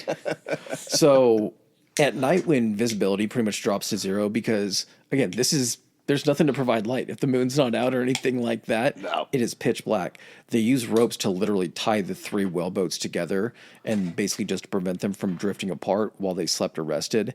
But at the same time, it's highly dangerous because if a sudden, wave hits or a storm rolls in, one boat capsizes and drags the other 2 down with it. So someone had to constantly be up. And man, when it was rough and you're sitting there and you're trying to lay down and get rest, like, is there anything other than fear, or just does being in that field of work, you just get over the fact of the weirdness of being out in the ocean? I mean, there always has to be fear, right? I think they have gone beyond their scope of understanding how to survive on the ocean. Because I'm sure some of them had gotten into trouble. They'd seen boats capsize, things like that. They'd seen people drug under by whales. But now you're in a situation where there's no home base to go back to. There's no Grand Essex to return to from a whaling ship. So this is your profession. You're around this, however long you've been doing it. You know how easy, and you know all the stories that you've ever heard about every ship that's gone down with its crew, how many people survived. You know the odds. Yeah. Not only have you heard those stories about things that happened just in the Atlantic off Nantucket or a little bit further along, the east coast of South America, you're in an area that nobody goes to, that really doesn't have anything charted other than the fact that it's this grounds to get whales. And now all of a sudden, you're in this boat. You've got to just be like, do you just say fuck it at that point? You know that it's already predetermined. You're just like, I guess I'm just going to see where we're going. In the back of your head, you're probably thinking, I'm going to die, but there's a chance I might not. But in that time frame, every fucking wave that comes over you that makes the boat rock, and seeing all these other people with you and everything, everyone just has to have the same depressed just acceptance, or at least maybe not an acceptance at that point of being like, so we're just going to all die slowly, separately, right? Or is it all going to happen at the same time? Like, how's this going to go down? There's a numbness to really, but I don't know, people were built different back then. So I don't know if there's just this, it's the seaman mentality that it just kind of, I don't know. The water creates a fear in me. It does, but also it's this madness of what do you do? The ship's only so big. You can only take care of so many things on the ship during a day. Yeah, you need the mom in there to sing the stories with the kids, to sing the songs with the kids. You're just stuck out on this boat, kind of floating around aimlessly with nothing to do for basically the entirety of the time the sun's up. The entirety during the day. So they cast off the ropes, but they stay within visual distance of each other, and they use their makeshift sails to try to match each other's speed and try to go all in the same direction, again, staying within visual sight. December 20th, 1820 rolls around. This is 1 month of drifting and basically suffering from extreme dehydration. They end up landing at a place called Henderson Island. And they're able to, I believe they're able to get some water off of Henderson. They pretty much just decimate any food or animals or anything consumable on the island itself. And 3 of the crew members, a guy named William Wright, Seth Weeks, and Thomas Chappell, they're just like, you know what? We've seen enough water. We're good with the water. We know you guys have probably, we've destroyed everything on the island. We've eaten everything. We're going to stay here and look a little bit harder. We're not going back out there. Well, and also, just with the way that this is playing out, as you're rolling up onto this island, there's got to be so much hope. And you get there to feel dry land under your feet after such an ordeal has to bring you back. You get a little bit of almost a reprieve from the water. I don't know if I want to get back on that boat. Fuck no. Fuck no. I'm with Willie, Seth, and Tommy on this one. I am not leaving dry land again. We talked about it earlier. These guys that go back to sea and everything like that. No, fuck that. I survived something like that. That is the universe's way of saying, hey, man, you got your one. Stay away from the water from this point going forward. Here's the thing, too. If the thought in your head is, well, there's nothing left on this island, we're going to eventually die here. Yeah, but I think, honestly, there's an equal or greater chance of dying out there on the boat. And if they do have the better chance of survival, they're going to tell them that we're on this island. Whether a ship comes out here to rescue us, maybe it does, maybe it doesn't. But if they survive, there's a chance that we'll survive. And frankly, I don't like the water anymore. I'm staying. I kind of flip-flopped on this one because I think it's because the Batavia, I wasn't almost killed by a whale. But this time, I think I would stay on the island because I just survived a whale attacking a giant ship and almost killing me. I don't want to mess with the water. I just also survived severe dehydration at this point as well. Running aground on coral reef, at least I know kind of I can get away. I'm not strong enough to swim. Predators. Yeah. Like if something happens to this fucking rickety ship, everyone's... I saw how everyone was looking at me during the last voyage when people started to get hungry. I feel like that's a little foreshadowing. Yeah, goddamn me for doing all those squats before I got on the ship. Exactly, my big meaty trunks. A big problem with their navigation is they thought they landed on Ducey Island. Ducey Island was 220 miles away. Goddamn it, white boy. Ducey. Just so much further away. And by December 20th... you're dehydrated. You're delirious as fuck, man. Come on. The problem with the navigation, though, is if you believe you're on Ducey Island and it's 220 miles away, the next place that you leave from, you're already 220 miles off course. So that's going to be an issue. By December 26th, the crew had decided to leave the island. And like you say, those 3 days, I was like, fuck this. Staying here. I'll suck crab before I get back on there. I'm going to be eating bark from the palm trees. Just to show you where Pollard's head's at, Pollard had written a detailed account and letters to his wife and then put them in like this makeshift mailbox and just nailed them to a tree on the island, fully knowing that that was probably how this story was going to get told. Yeah. If by some chance somebody found that island and found the box. But they end up tailing off after this. As they leave, they believe that they're setting out for Easter Island on December 7th. On December 27th, they set out for Easter Island. 17 of them. Yep, now divided again in their 3 boats. But January 4th, they were pretty much nautically fucked. Yeah. They had missed Easter Island. The food from Henderson Island had been completely exhausted. There's this new attempt to head for Mas Afuera Island, which, again, you don't know how to find Easter Island. How are you going to find Mas Afuera? At that point, where are we heading? Island. I don't care what island it is. Is it just one of those things where it's like, I don't know where we are, but if we just head west, we're bound to hit South America if we live that long, right? Kinda, Like, you're just grasping at straws at that point, which is kind of a sad lead into how this all turns out. By January 10th, the first death at sea occurs. By January 11th, Chase's boat gets separated in a squall. A man named Lawson Thomas dies on one of the boats, and Lawson Thomas becomes the first victim of the cannibalism that they were trying to avoid by not going to those first 2 islands. Yeah. So, I mean, and stuff kind of happens in like short bursts here, and it happens because boats end up getting separated. Things are going to kind of happen individually to these crews. So like you said, January 10th, that's when Matthew Joy, who was the second mate, he's the first to die. After 50 days in the open ocean. Now, he was actually sick even prior to, like, the sinking of the Essex. I think they said he might have had, like, tuberculosis. That same night, Owen Chase's boat ends up getting into another whale encounter. They thought it could have been a killer whale or it could have been a shark, where it actually takes a fucking chunk and bites a chunk and a hole out of it that kind of initiated the final separation between like some of these boats because this occurred, I believe, at night.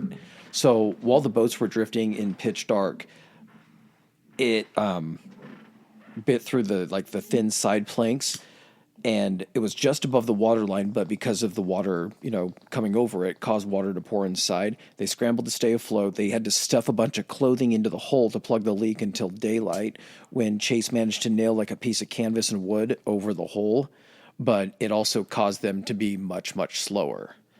They said that was the main way that they would fix these boats, because I guess they grabbed like a couple bags of nails, was if there was a hole or a leak in the boat, they just slapped another piece of wood over the top of it and just nailed it on. Yep. Like there's no sap, there's no pitch that you're putting in. Like you would try to put canvas between it and then nail it to where it would try to seal some of the gaps. But that's okay. You're sitting there in this boat. All of a sudden, you can't tell if it's a shark or another whale. Just something from the ocean is coming back to try to finish you off. Again, there's signs. It's like, get the fuck out of the ocean. Yeah. Get out of the Pacific, motherfuckers. You don't watch The Boys. Who didn't get attacked by a whale again? You haven't watched The Boys, have you? The first season. Okay, so this is the last season and everything. And there was a scene last week's episode where the ocean character, basically the ocean kicks him out. And it's Samuel L. Jackson as a hammerhead shark. No. Yes, that tells him, he's like, take one more step in the ocean, motherfucker, and we're going to kill you. This is basically what is happening. They're telling them to get out of the ocean. So as it's, now much slower, during the day, they're just getting separated further and further. Or if they're separated at night and they're further away, it's much less likely they're going to be able to catch back up to each other. 2 days after the midnight attack on January 12th, a storm hits it. It basically throws up a bunch of waves, separates them even more. And by morning on the 13th of January, Chase had looked out across the horizon. The other two boats were completely gone. And that was onward is when Chase's boat was completely isolated. Joy's boat, the one that was captained by the second mate, or that was being led by the second mate. Hendrickson? Was that his name? He's the guy that took over, right? Obed Hendricks? Yes, he's the one that took over Joy's boat. It was still with... Oh, before you continue, Obed Hendricks, the ripe old age of 20. Oh, yeah. That's now in charge of this boat. Oh, he's one of the elder statesmen of the boat. But that one ran out of provisions and got so weak, the crew of that being able to keep up. Pollard had to share some of his own rations. On January 28th, that boat drifted away from Pollard's in the dark, was never seen again. All 7 men vanished into the Pacific. So that ship is completely gone now. That was the ship that they said months later off of the coast of Peru, there was a ship that pulled up onto shore. Or a little boat. Yeah. 3 skeletons were the only thing that were found inside the boat. Really? Yes. Yeah, they said that they couldn't definitively prove that it was them, but it's weird that weeks later a ship or a boat in that area. Where else is it coming from, right? Exactly. Yeah. And especially skeletons. They almost made it. So by February of 1821, the 3 remaining men with Owen Chase were Chase, Benjamin Lawrence, and Thomas Nickerson, but they were so close to death. They had resorted to cannibalism to survive. The rations, including the meat from the other bodies, were completely gone, and they were too weak to move. I think it was at 7 a.m., Nickerson spotted a sail on the horizon. It ended up being a British whale ship called the Indian that was captained by William Crozier. Are we not going to talk about the drawing of lots? Oh, that actually comes up on... Doesn't that come up on the other guy's boat? Or were they doing it on all of them? Pollard's boat. Yeah. I'm getting to Pollard. He didn't get rescued until a little bit later. Okay. So just kind of going in order and everything. Okay. So just to clean up what we got going on, Lawson Thomas dies, eaten. 2 days later, Charles Sorter dies, eaten. Next few days, Isaiah Shepard dies, eaten. Samuel Reed dies, eaten. And as this is going on, the way that they talk about this happening in the That's right. I asked you this before we started, Cam. So how did... As morbid as it is, man, it's like they're at sea. How does it work? these bodies, the ones that got off lucky were the ones that died early before they became a menu option, because they said that what they did was they just sewed them into their clothes. I assume so they didn't wash up naked. I don't know why the fuck you'd sew them into their clothes. And then they toss them overboard. They said when these guys came on the menu, the problem with eating them was their bodies were so emaciated and just shitty that it's not like you could cut off like a thigh or like a bicep and eat that. They had to go straight for the organ meat. So they would cut their chests open, they would pull their heart and their lungs out, that would be what they would eat. And they didn't have many fires or any real heat source on this thing, so it was pretty much raw. And when they had eaten all the organs that they could harvest, they just dumped them off the sides of the boat. So not even like eating a leg or anything like that. They started because that's when they started gnawing on bones. Yeah, you're going straight for the organ meat, and then if you don't have anything else usable, you have to go down to sucking on bones. Pretty nuts. That because thinking about it, normally cannibalism, people die at least with a little meat on them. But these guys had gone so long that their bodies had used up all the reserves. Because they were all dying like within a week or 2 weeks of each other and everything in similar conditions. They said when Chase's ship pulled up alongside, they basically found 3 living skeletons.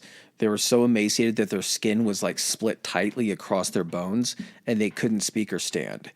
So didn't they try to fight them when they brought them on the boat? Huh? Didn't they try to fight them when they brought them on the boat? No, that's Pollard's, guys. So they were rescued about 300 miles off the coast of Chile, having survived 89 days in an open boat. The crew of the Indian did a really good job because all 3 of them survived, carefully getting them kind of nursed back to health and feeding them. On February 23rd, 5 days after Chase was picked up, the Nantucket whale ship Dauphine, which was commanded by this guy, Captain Zimri Coffin, spotted Pollard's boat.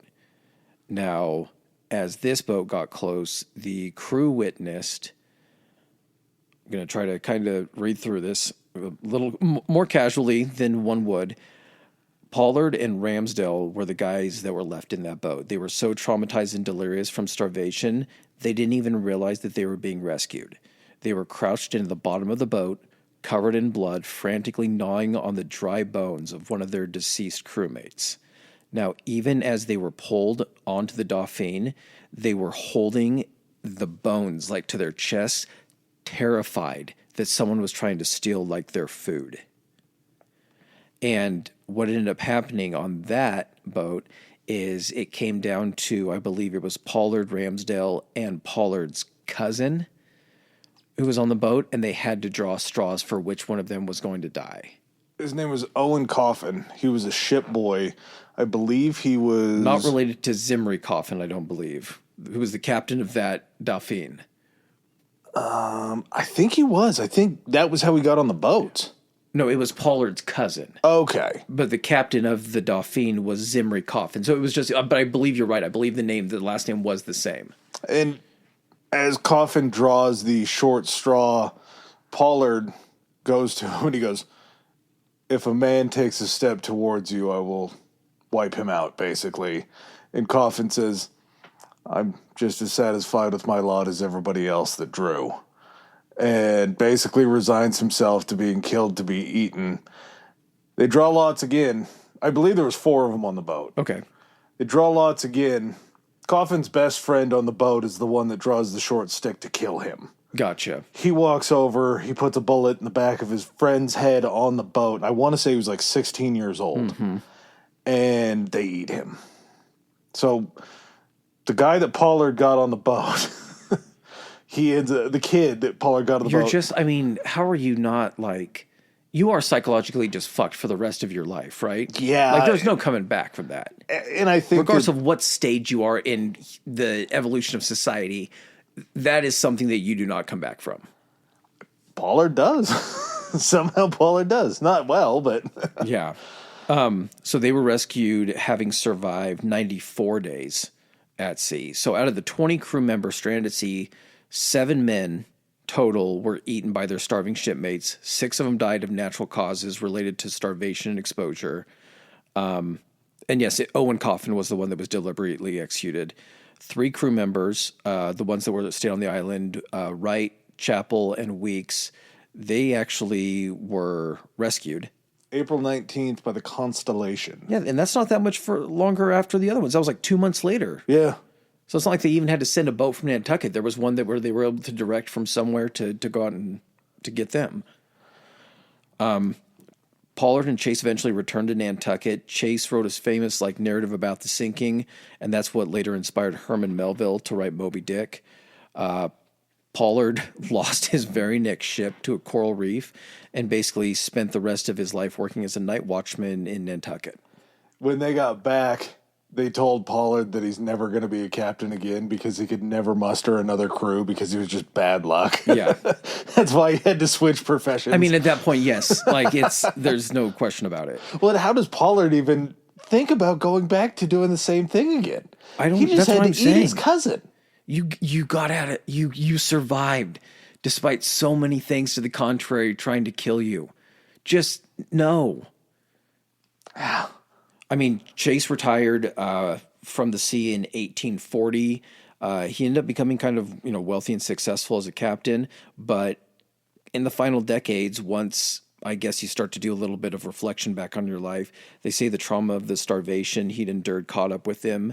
He suffered from severe headaches, nightmares, and crippling fear of starving again, which, yeah, you're going to have nightmares about people you killed and ate and all of that, especially a whale possibly haunting your dreams as well. And basically compulsively started hoarding crackers and food in the attic of his Nantucket home. And then he was eventually institutionalized for several years and died insane in 1869, which I wonder if that was kind of the inspiration for the whale driving him insane, like the Captain Ahab type character or something like that. Pushed that plot line to the kind of the forefront. Made it while he was still insane in his retribution or journey to go back and get the revenge. Maybe in thinking about it that way, maybe it wasn't based, it was an amalgamation of Chase and Pollard as Ahab, but after having lost that, because Pollard went back out, but what if he went back out crazy with the intention of just trying to take out that whale? Yeah,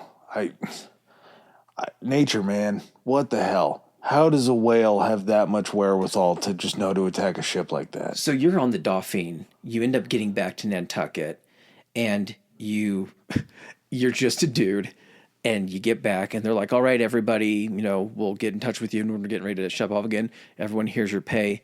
And you just walk into the bar with somebody else that was on the boat and sit there, and you're ordering a drink. The bartender's like, what's wrong with you guys?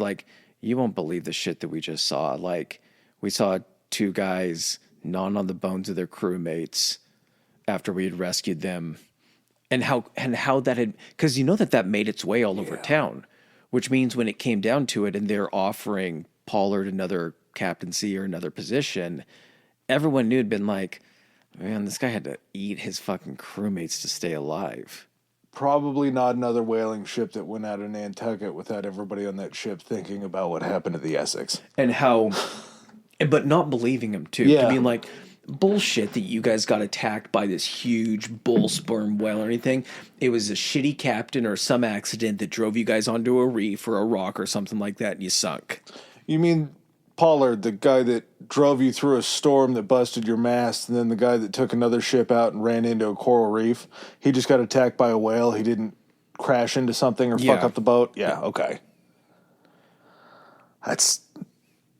It's a lot. I mean, it's dark. We've hit a bad bitch in history who survived the Isle of the Demons. We hit a crazy, unhinged Batavia Cornelisz. That one was more Lord of the Flies than the next one we're actually going to talk about. Yeah, it truly was. We hit Selkirk, who's kind of the swashbuckling hero of his story. We move into cannibalism. A Swiss Family Robinson type. That's kind of what Selkirk seems like. And now we get to talk about these 6 boys from Tonga that, I mean, it's maybe one of the cooler survival stories that I've ever Tonga heard. Bueller's Day Off. Pretty much.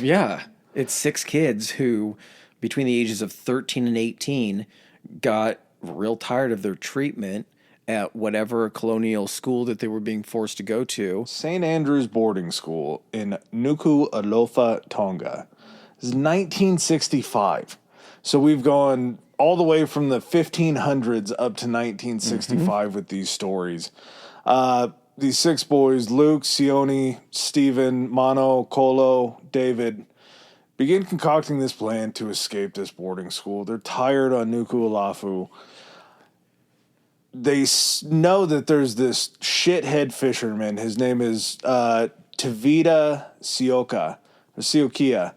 And every single day, Tavita pulls his 24-foot fishing boat up to the same spot on the beach and goes and has lunch for a few hours, leaving his boat unattended. These boys have scoped this out, and they have a pretty strong desire to get off their island and head towards Fiji. Fiji or New Zealand, I think. I think it's Tonga. To the east of that is Fiji, and then to the east of that is New Zealand. Okay.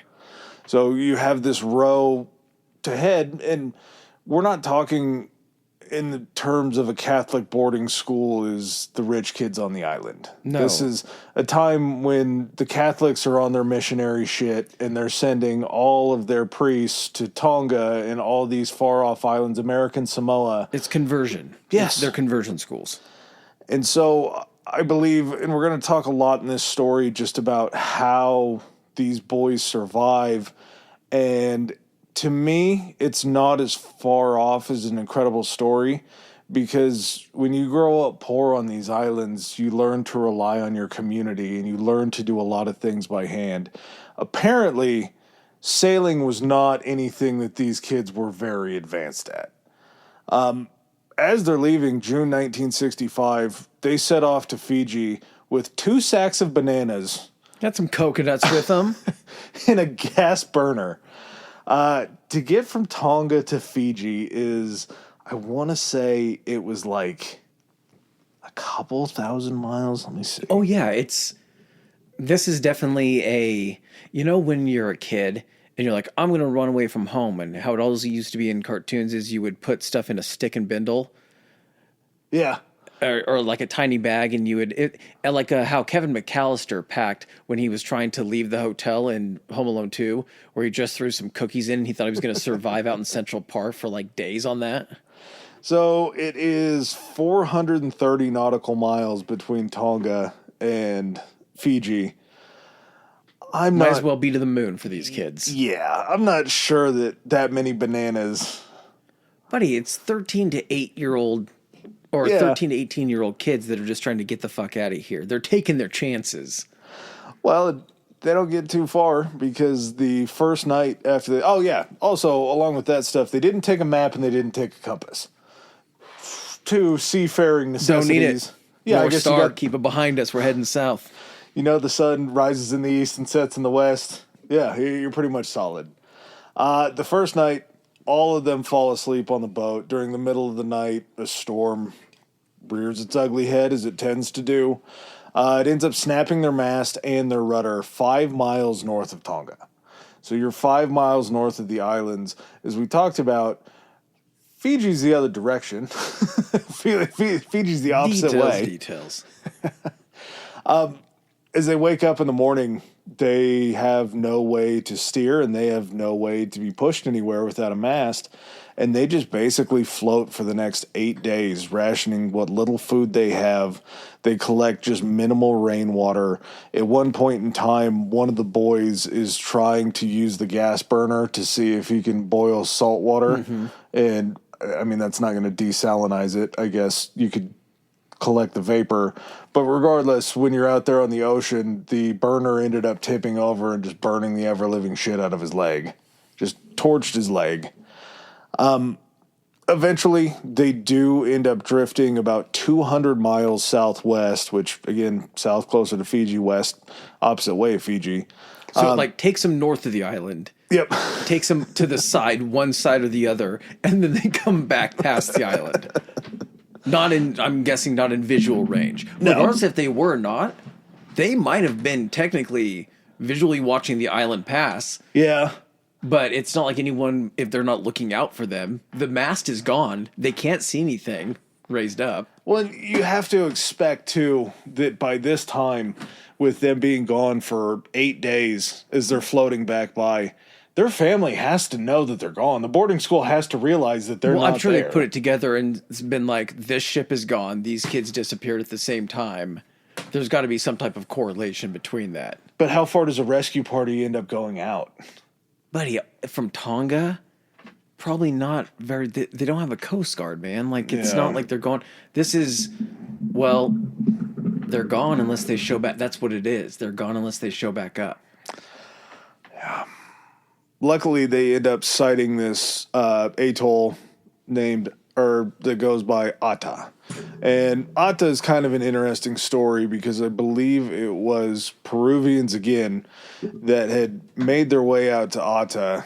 They enslaved like 150 people of the 400 people on the island of Ata.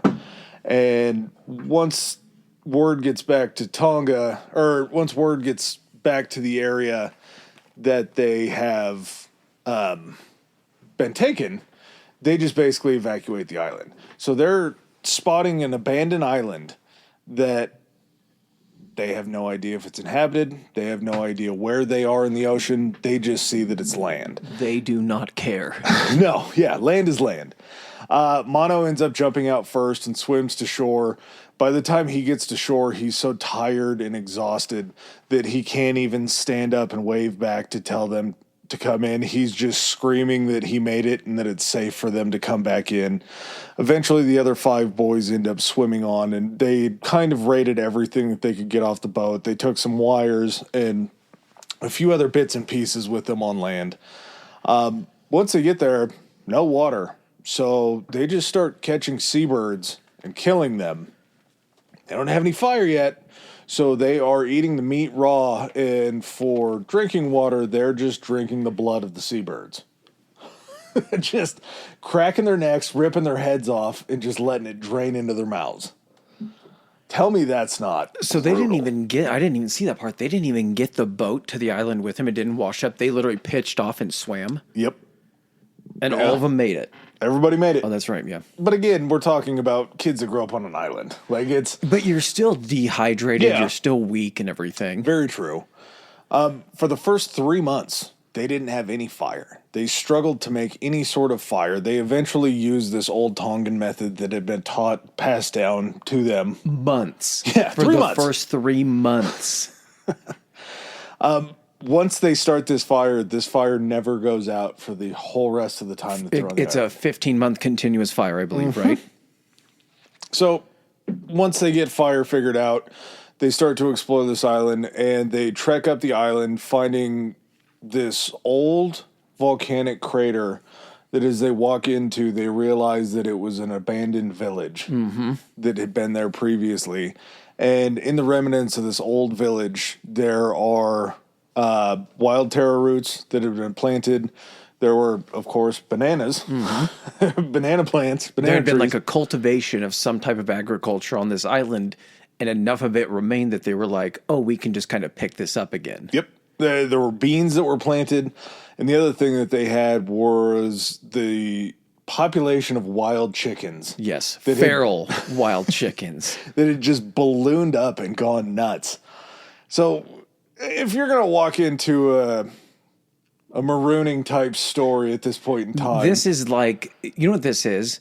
This is like, as far as where you can be stranded, this is the equivalent of being inside like maybe not a Costco, but a decent, smaller mom and pop grocery store during a zombie apocalypse. Yep. Yeah. You got fresh food. Fresh water. Water now because you've remembered this old trick that their fathers taught them of basically tapping into the bottom parts of the trunk of the tree near the root system and then digging out wells below, so as the water secretes out of the tree, it lands in these wells to where they have fresh water. They would take trees that had fell and they would dig cavities in them and like depressions and everything, so they would collect rainwater and all the dripping water off of like in the evenings and everything. And again, if this was 6 kids from, I don't know, New Hampshire, anywhere on the mainland, dead. I believe that they would have died. But these kids growing up in a community-driven environment in less than great means to where they have to do this manual labor themselves, they're almost built in a way to where they're going to be the preeminent survivors in a situation like this. Well, and it's not just that. This could have very easily became something reminiscent of the Batavia situation where one person takes control and makes everybody else do everything. This is not a this when did Lord of the Flies come out? It was after or before. I want to say it was before, just because this is the 60s. I want to say as well. So this is a situation where everybody basically puts themselves on equal footing, and they create a way of going about their survival that puts them into teams of two where they all run separate rotations doing things. Sometimes they'll be on guard duty, they'll be on cleaning duty, or they'll be like on food preparation, like fire maintenance duty. And they just switch these shifts and they're all working together. If there are disagreements, they separate to separate sides of the island for like 4 hours, they said, and then they'll come back and apologize to each other. They would do just things daily that would keep them all kind of in like higher spirits, but to make sure everybody was kind of pulling their weight. Well, every night they would sit around the fire and they would talk about their grievances that they had with people, which, I mean, people in normal societies don't do that. Well, and didn't they also make like a makeshift guitar out of like a box and the wires that they had taken and like a coconut? Yep. They created a guitar, and I forgot which one that it was, but they had actually written like 5 songs that they would sing at night together just about their time on the island. And then, spoiler alert, they do make it off the island. The kid that had built the guitar ends up becoming a musician, and he still sings the songs that they sang for the rest of his life on this island. But they had it so good, so they did so well that they had a garden that they had cultivated, that they had planted in. They built a shelter that had separate sleeping quarters for all 6 of them. They even had time to build a badminton court. They had like a makeshift gym as well. Yeah. Mm-hmm. And in this badminton court, they would pluck the feathers off of the chickens for the shuttlecocks. Yeah. So, and then they would wrap it around like a ball of sap or something like that. And there's this it was a documentary that gets made by this guy that we're going to talk about here shortly, but it's basically him taking them back to the island and recreating this stuff. And they're playing on the badminton court. I'll be goddamned if it doesn't look like they're playing with a real shuttlecock on the court. Like, it's crazy to see it just float like a regular shuttlecock does. It was awesome to see. Along with all of this, they are kind of going around the island and almost replanting the areas that they've cultivated. They're tending to the land just in case they need it at a later date. There are markers too on this island that there are people here. There's like some burned out areas, I think, where maybe like either a fire got out of control or they were burning off stubble to like replant or do something like that, because the way that they're able to kind of not scar the island, but to make it visually apparent that somebody is there is what ends up getting them rescued. Can't talk about the rescue yet. No, we're not. Okay. I'm so excited about this next part. Because it's not all good, though. It's not all easy, and it's not all good what happens to when they're on this island. No, but everything kind of seems to fall into this community standard, because as they're going out hunting, Stephen and whoever his partner are go out to hunt these seabirds, and as they're climbing around on the cliffs, Stefan was moving down the cliffs in order to get a hold of some of these other birds and ends up falling 40 feet and landing on this little cliff outcropping, breaks his leg. The boys end up scaling down this sheer face and take him back up to where they're... they're able to create some type of like lift or harness system or something like that. Not only that, but they're able to use, I think it was like bamboo to create a splint and set his leg to the point where once it's fully healed, it's healed perfectly. They set it like perfectly. They used banana leaves and cooked them and were able to wrap them in like a semi-hard cast around his leg that protected him. He was down for 4 months. And they just continued to function all the way around. I think Sione was the guy that was joking with him. And he said, you go ahead and lay here while we do all the work around you like you're the king of Tonga. Yeah. But that they pulled weight. If anybody was slow, if anybody was having a rough day, they would pick each other up. They made sure that it wasn't a situation like in Lord of the Flies when you have somebody that tries to take control. It was a community, a commune of these 6 boys that were working together, and they were thriving. I know that I said it a couple times with Marguerite, but this is the example of thriving. These Correct. boys, Yes. This is them working, making everything work for them that they have available. Yeah. And then one day, as they're up surveying this area, there was kind of like an outlook where they had built their shelter to where you could look out and you could see a million miles away. They spot sails on the horizon. A man named Peter Warner was out hunting spiny lobster. Peter Warner, pretty weird story. He's this Australian fisherman, and his family, he's an heir to this electronics industry's fortune. His father owned this company that was big into radio manufacturing and had made their nut doing that in Australia. And, this is the story. So Peter ends up trying to cut his teeth as a fisherman. He ends up sailing from Australia all the way up into Russia and ends up getting his Dutch mariner's license and comes back down and shows the mariner's license to his father. And he says, I'm going to be a fisherman. And his father says, you're going to be a part of this business. You're not going to do anything else. You're set up. I didn't bust my ass building radios in World War II for you to just go be a fisherman. Yeah. You're going to stick to this.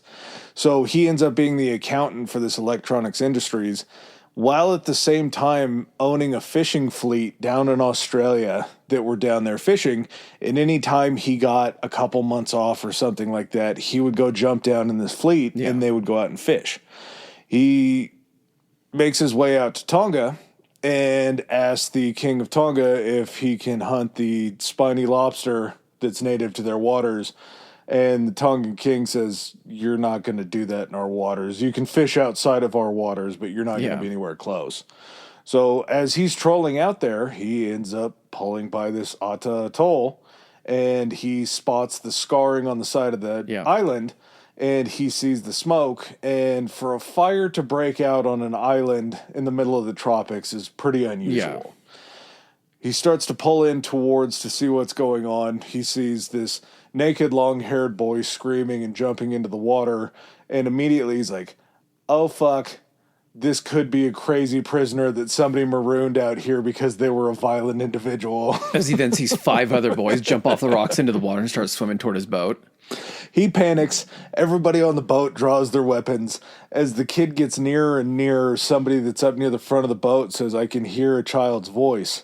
And as the closest boy gets up there, he starts speaking perfect English to him. He's like, oh, so you guys are all just marooned out here, huh? The rest of the boys, butt-ass naked with long hair, all get on the boat. They tell him the story. He gets on the radio, and he radios back to Tonga, to their island. And on the radio in Nuku'alofa, he says, I have these 6 boys. They say they're from this St. Andrew's school.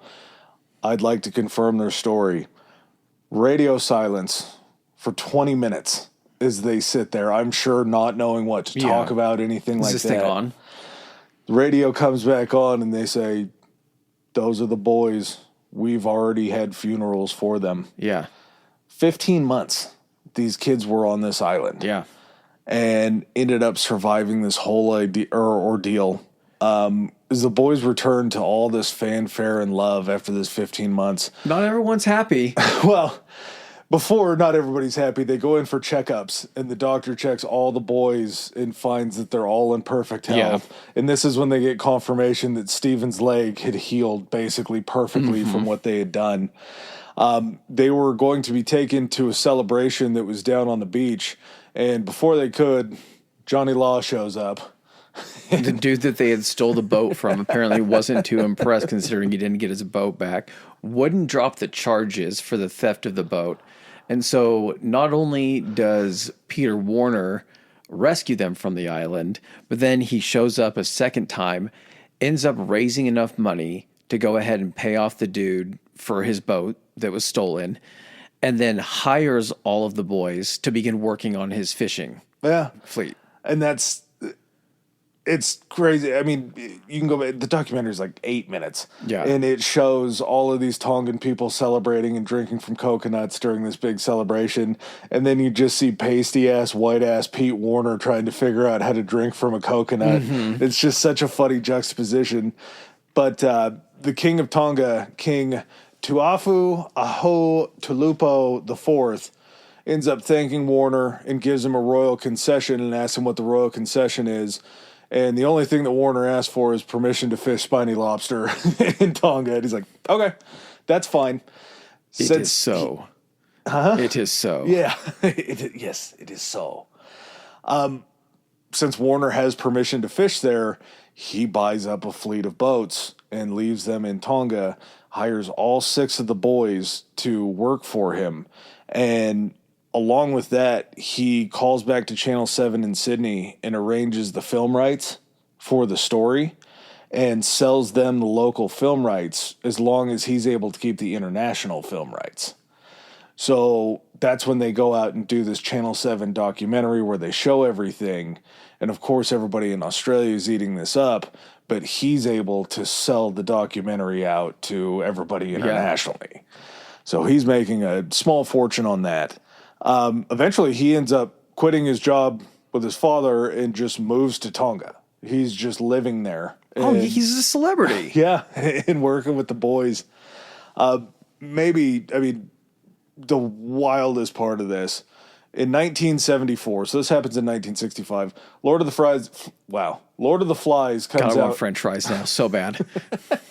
Comes out in 1955. He rescues the boys in 1965. And then in 1975, Warner rescues a second group of castaways from this shipwrecked boat off of Middleton Reef in the Tasman Sea. And the person that spotted the distress mirror signals was Sione. So one of the kids that he rescued from the island was the one that spotted the distress signals when they went in to rescue these people. Really? So Peter Warner rescues Sione, and then Peter Warner and Sione rescue other castaways. That's pretty nuts. What a story, man. They all stayed friends up until their deaths. Just an incredible story of a triumph of the human spirit. 5 vastly different stories. Yeah. We know so much about them because all of them include survivors and everything like that. But just such different situations and different handlings of the situation, different age groups, there was a little bit of everything on that. And it turns out that the youngest group was the one that thrived the best. Yeah, there might be something to that. Yeah, for sure. All right, man. You got anything else? No, I think this was an incredibly fun episode. Yeah, we're going to have to do more like this where we figure out just a situation that people have been in just throughout human history and just discuss instances of when that's happened. Fun flashbacks in history. Yeah, exactly. Like good deal. All right, guys. Well, thanks for joining us on this episode. We'll catch you next time. Peace.